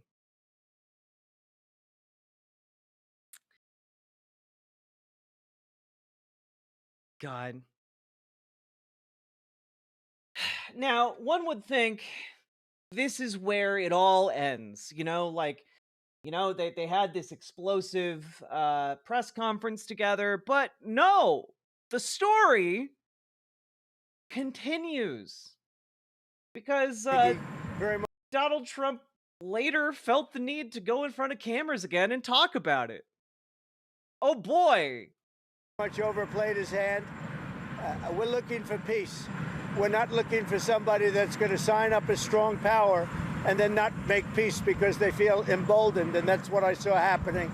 I'm looking for peace. We're not looking to go into a 10-year war and play games. We want peace. And it was just my impression that if we do that, if we sign up, he's looking for something that I'm not looking for. He's looking to go on and fight, fight, fight. We're looking to end the death. 2,000 people died this week. Soldiers, more than that, but 2,000 approximately people died this week. Young Ukrainians and Russians. And somebody would say, why do you care about Ukraine and Russian soldiers? I care about them. I care about everybody. And my heart's just too big, my doctors tell me. We're not doing that. Now, if we don't do anything, he's going to have to make peace, but he's dealing with a very weak set of cards. If we sign, he's dealing with enough with the card metaphor, guy. Strong set of cards, and then he doesn't want to make peace. So that's where we are. It's very simple. I'm not looking to get into anything protracted. I want immediate peace. President Putin is going to want to make, and he wants to end it. Yeah, by holding on to the territory he's gotten. Yeah, a term completely unacceptable to anyone familiar with the conflict from Ukraine's perspective. And you saw what I saw today. This is a man that wants to get us signed up and keep fighting, and we're not doing that, not for this country. So we're setting a lot of records. Economically, we're setting records, and I think... Dog, you do not want to talk about how you're setting economic records when those records that you're setting are downward trends. My guy. Oh my God, we looked at it earlier this evening. All the lines are going down. You're threatening tariffs for next week that are gonna like spiral the entire global economy, dog. Every way we're setting records. He's technically correct, just not the way you'd think. One of the best is the right track, wrong track. You saw that. We're on the right track for the first time in over 27 years. We're on the right track for the first time in 27 years. That's right. Finally, we're gonna see the fabled $50 eggs. That's right, folks. $50 for 12 eggs. You'll never believe it. Great deal. People are impressed with that. The other thing is the feeling about our country. The feeling is great. It's up 48% on feeling on business. I just really want to emphasize here, if you're a conservative, I do not understand your attraction to this man when he literally strings these particular words together. This is crazy. The other thing is the feeling about our country. The feeling is great.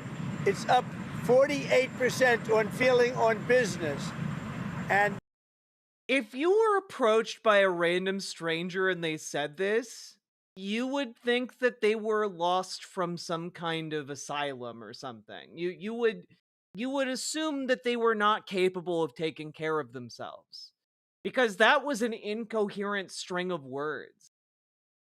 You can like maybe guess at what he's trying to say, but like an actual fully coherent person, you don't have to guess. You can just ask them, or they'll just restate it because they will recognize the way they said it previously made no sense whatsoever. That's the record we've never had. There's never been a record where we've ever gone up that much in such a short period of time. So we're doing really well. And I guess some of you are coming with us. And if you are, I hope you're going to have a good flight. What? What does Zelensky need to do to restart talks with you? He's got to say, I want to make peace. He doesn't have to stand there and say about Putin this, Putin that, all negative things. He's got to... Yeah, he can't stand there and say negative things about the guy invading his fucking country. Are you kidding me? Say, I want to make peace. I don't want to fight a war any longer. His people are dying. He doesn't have the cards, just so you understand it, okay? Stop it with the cards. I can tell you. Did you tell Zelensky to leave the White House? I don't have to tell you that. Go ahead. That's a weird answer if you didn't. I think you know the answer to that. He kicked Zelensky out of the White House. What? Wait.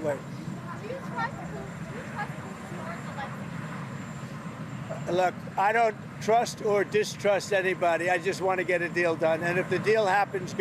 What? If you're entering into a deal with someone, you have to be able to trust them. Donald, you know that.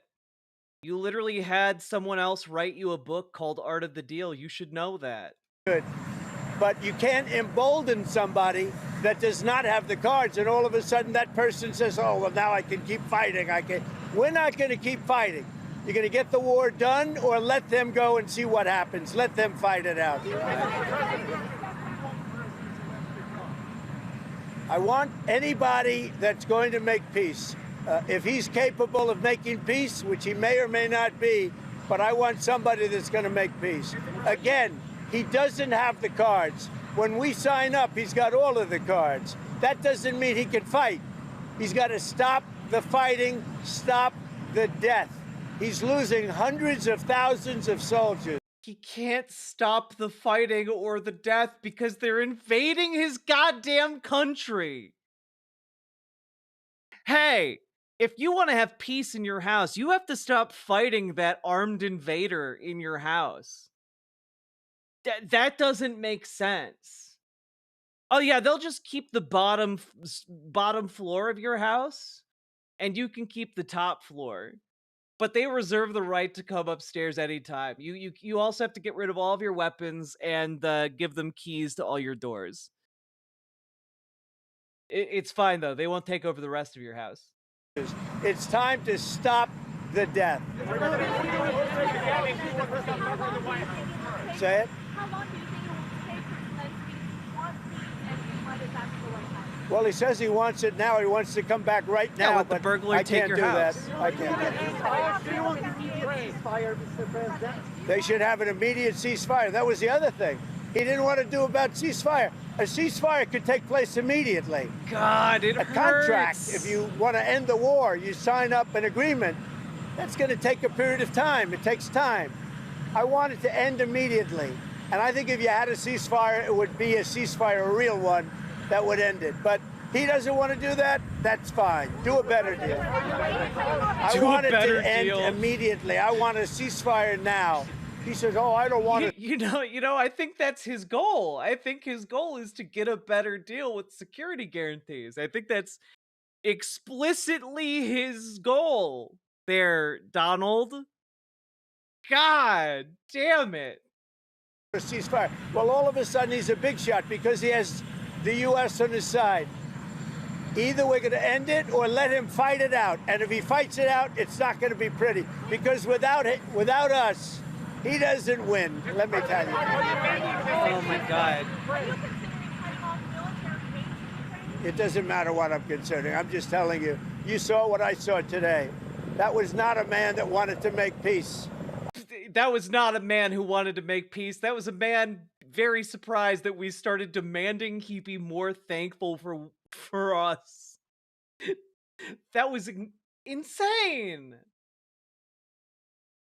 Is there anyone watching right now who like thinks that this guy is in the right?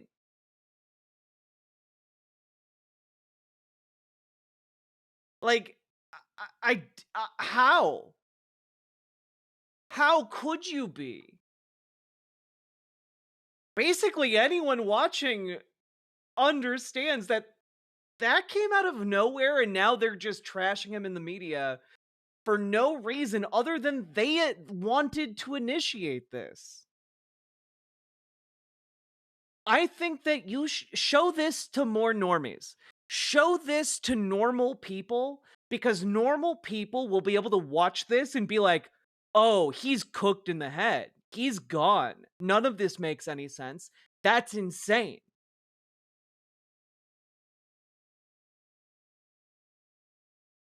God, am I crazy? Zelensky wants peace. His main concern is the lack of security guarantees with this deal that was negotiated without him presents in the first place.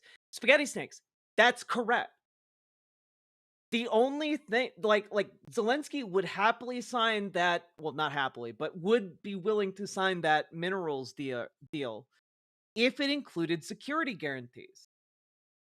Because the entire premise is that if they do not have those security guarantees, Russia's demands, as I currently understand them, are that Ukraine demilitarize. Ukraine cannot become part of NATO. It cannot join any military alliances that would keep it safe. And that Russia gets to formally annex all of the areas of the country they currently occupy. And if that is allowed, it basically just isolates and disarms Ukraine so that in 2-3 years' time, Russia invades again, this time without any real resistance because they will have disarmed. That's the entire premise of what the Russian peace offer has been. That, and it's for obvious reasons completely unacceptable to Ukraine. Living in Poland doesn't feel so comfy anymore. Yeah, I'm really sorry. We're doing our best to try and fix America, but in the meantime, Europe is probably going to have to form some kind of European continental army under the European Union, you know? Sherlock Smoog, I understand. It's really fucking infuriating to watch this unfold, and I've tried so hard through my advocacy and organizing to make it so this guy wouldn't be in office, and yet there he is. And now I'm gonna do everything in my power to get him out of there. But we all have to do our part. Use !organize in chat if you want to become a part of that effort. We gotta call our representatives. I have a tool in the organizing command that will help you do that called 5calls.org. Additionally, join your local indivisible protest to increase the pressure on our elected officials. Join your Tesla protests via Tesla takedown, because we want to extract economic damage against Elon Musk. You know, hit him in his pocketbook. So far, he's been losing billions of dollars per day, in part because of these protests. Join your local DSA so that you can increase pressure on Democrats and maybe even get better elected officials. Just throwing that out there. And join your local Democrats as well as your local DSA so you can pressure the Dems from the inside and from the outside through DSA. We got to get involved. We got to go and kick their asses, all right? Like, that's the entire premise of what we have to do right now is get mobilized so we can kick their asses. And that's where we're at. And I'm only interested if he wants to end the bloodshed. Thank you very much, everybody.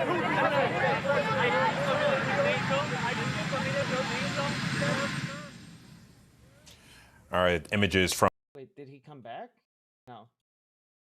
Listening in on this. Okay, no, it's just the news report. And of course, immediately after this, Zelensky did an interview on Fox News, and I couldn't find the full interview, but this clip really summarizes a lot of what happened afterwards. And for example, president or vice president or somebody or senators, it doesn't matter, big politicians, yes, when they, for example, say that Ukraine is almost destroyed, that our soldiers run away, that they are not heroes, that Ukraine lost millions of civilians, that his president is dictator, you know? What is the reaction? It's not about me. The reaction is that where is our friendship between Ukraine and the United States? That's it. This is filling.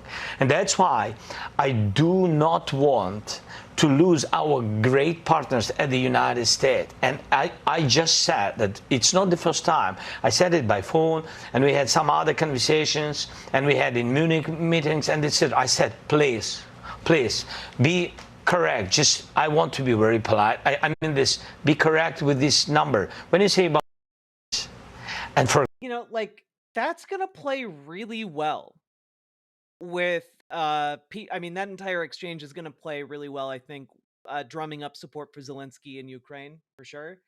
But also, I think this is gonna help mobilize opposition to Donald Trump here domestically. Like, Zelensky played this perfectly to come off and come across as like the reasonable adult in the room, and like explains perfectly what the dynamic is here. He needs to stand up for his people, and so he did.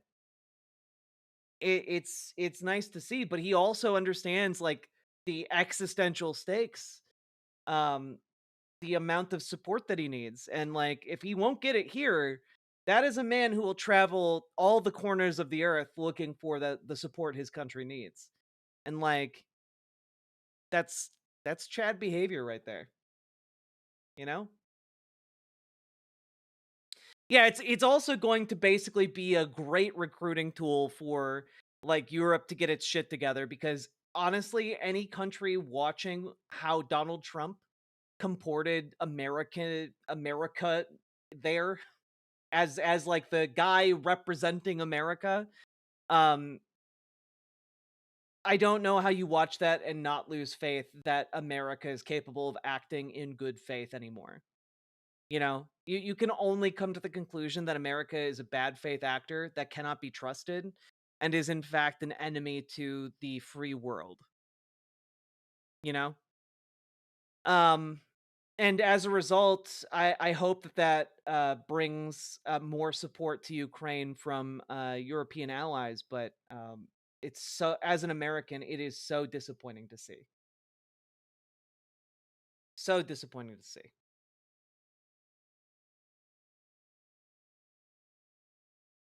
God.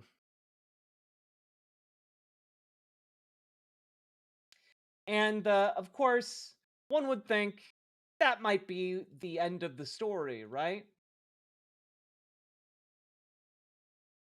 One might think, hey, you know, Donald Trump responded afterwards and Zelensky did like a little interview. One might think that's where this all stops, right?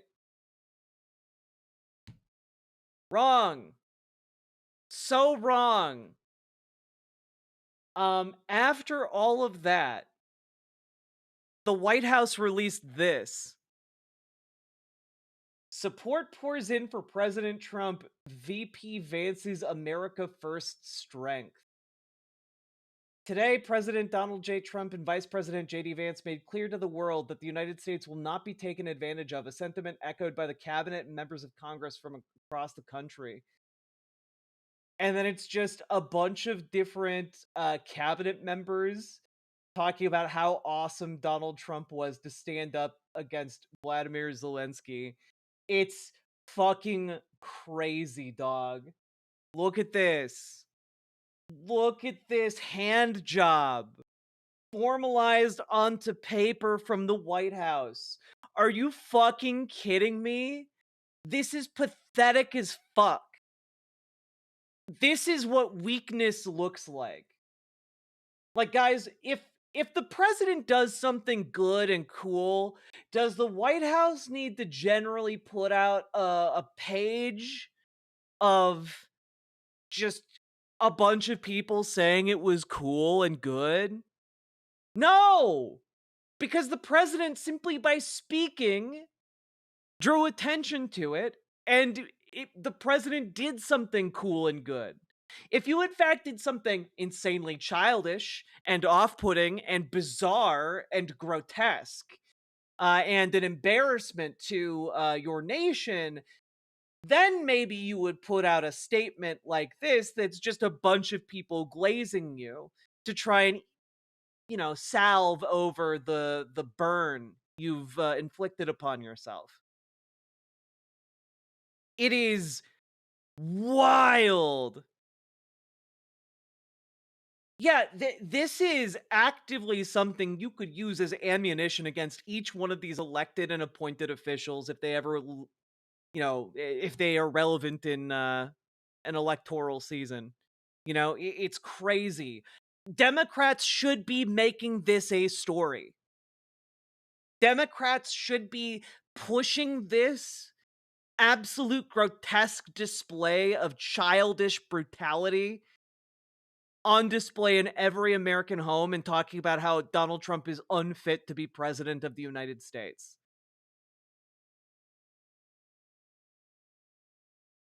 That's what they should be doing. They're not, but that's what they should be doing.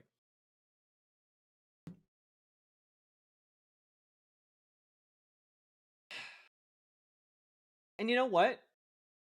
You know what? You know, earlier when I said, how can conservatives watch this and like come away thinking like, he did, like Donald Trump did good. This is how. This is how, okay? End Wokeness, aka Jack Posobiec, shares an edited clip that is out of context from the broader hour-long discussion they had. And then dumb guys with massive podcasts respond to it and said, tell that guy to give us our tax dollars back. Get the fuck out of here. Disrespectful guy using our money and using his own people. And like, I guarantee you, Theo Von doesn't know a single fucking iota of what he's talking about. But it doesn't matter that he doesn't know what he's talking about because he filters it for his audience. And not only that, like, even these standalone clips that are edited are still bad. There was no part of that you could have watched out of context that would have made it look that much better. Okay? There's no way. No way. This isolation from the rest of the world saddens me. The international unites the human race. True, Comrade Girl. Thank you for the $10 super chat. And I feel so disheartened that my country, the ideals of America are being so abused by these charlatan hucksters. You know, like, and it's all being laundered through Theo Von. And Theo Von's going to get on his show and give like a very poorly paraphrased version of this, or just straight up have JD Vance on, glaze him the entire time. JD Vance will be like, yeah, Zelensky was trying to be all high and mighty with us about saving his country. Disrespectful, churlish. And like that'll be that.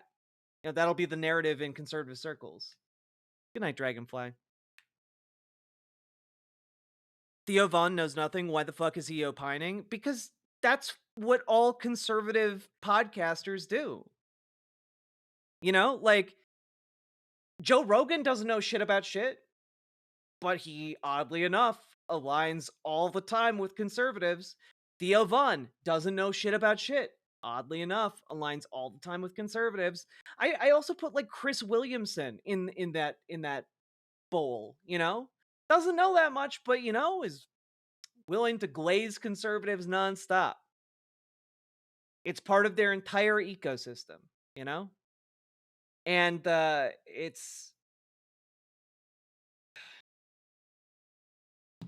I don't know, but I think you get that.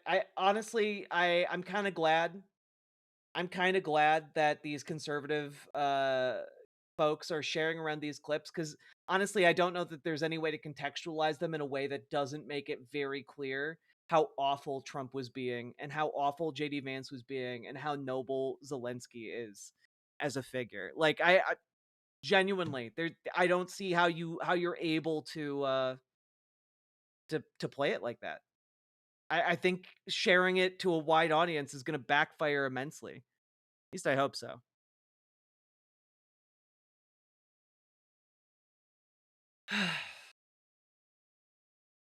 And Dave Weigel shared this because, guys, one thing to understand about this entire ordeal is that people are fucking pissed off about it. Like, there is some kind of political fallout happening right now behind the scenes and in Washington, D.C. in particular about this, because a lot of political figures and politicians know that that entire that entire interaction between Zelensky and Trump is basically hemlock. You know, it's poison. It's political goddamn poison. And I think it has the potential to mobilize a lot of people. I think it has the potential. Like, this was apparently sent to journalist David Weigel. What did y'all think America First meant? Vibes, papers, essays? Like, a lot of MAGA watch this and they're like, yeah, Donald Trump is being strong, because they think like bullying or like being rude and disrespectful equates to strength. And it's it's really wild to see how they view power dynamics, because that's not how power works. Power is not berating someone. That's not an exercise of power. I suppose it could be under the right circumstances, but generally it just reveals who the weak one is. And today that was revealed to be Donald Trump and JD Vance.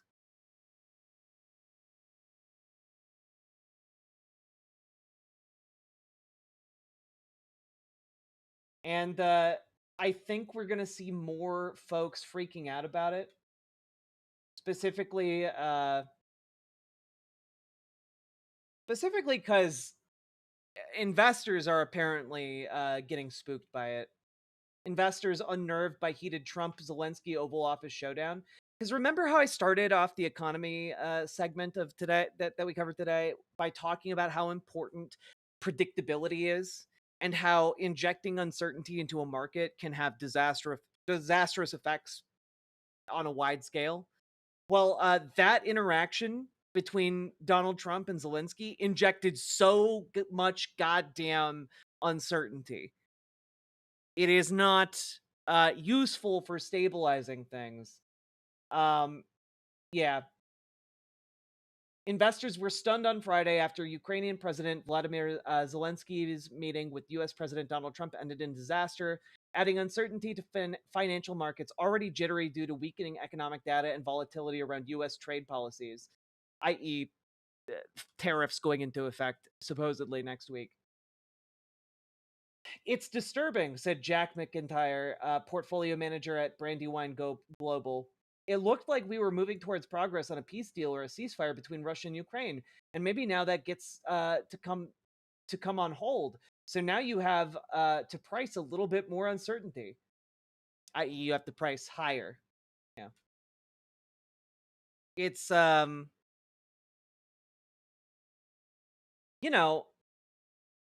it's in if anything moves things in America, it's money.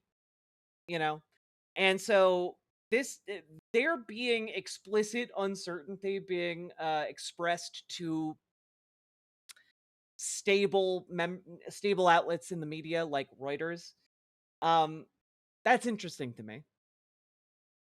I hope we see more of that.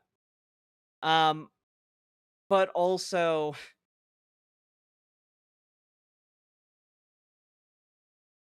yeah.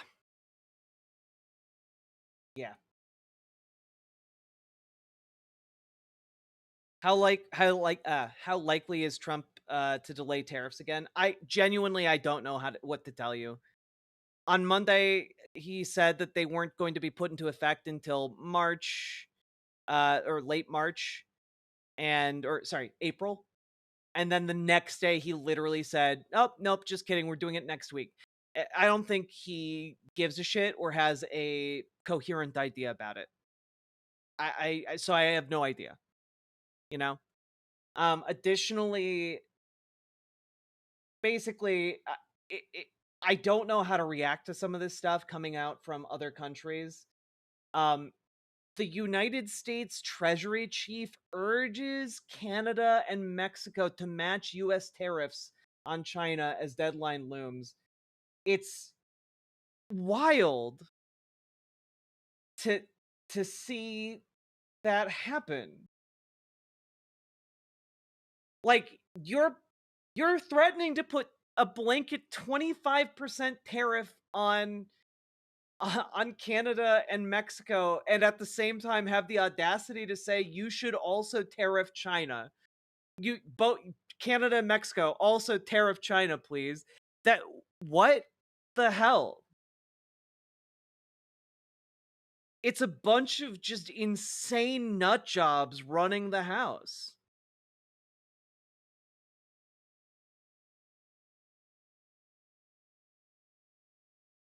Why? Who cares? Yeah, exactly.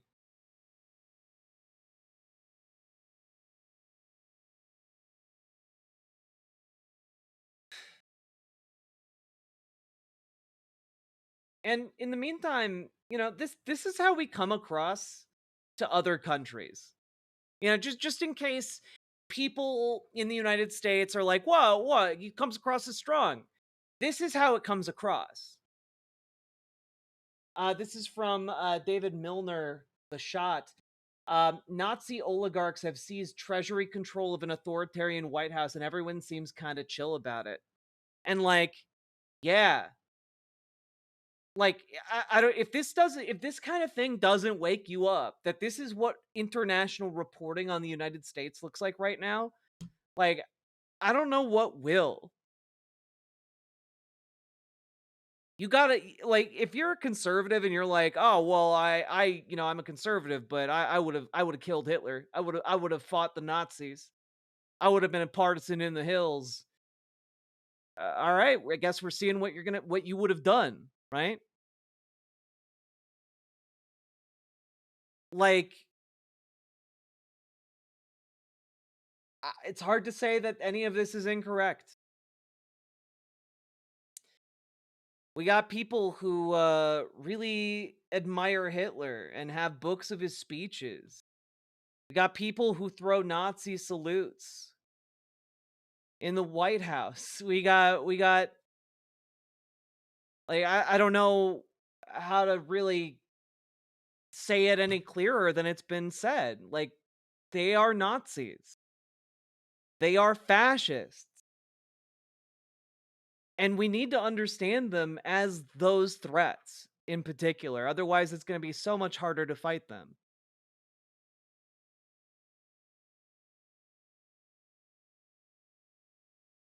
Yeah, like at this point, you got to kind of ask, which side are you on?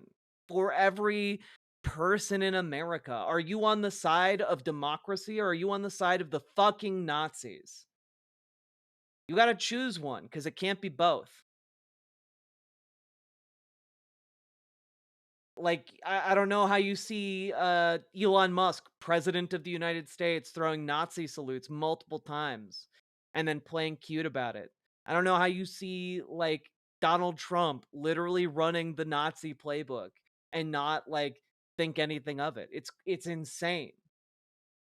Oh, crack open a history textbook and learn what actually happened in the Weimar Republic that led to Hitler and the rise of the Nazis. It's the same goddamn playbook.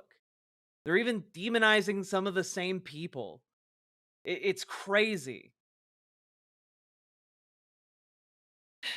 Yeah, exactly, Amber Brains. This is why Democratic leadership needs to activate. It's why we can't just like sit idly by for 2 years and then we'll save the country in the midterms. We do not have that luxury. We need to start organizing now. And if you haven't started doing anything until today, that's still better than waiting for another week, another month. Because things can get so much worse in that time.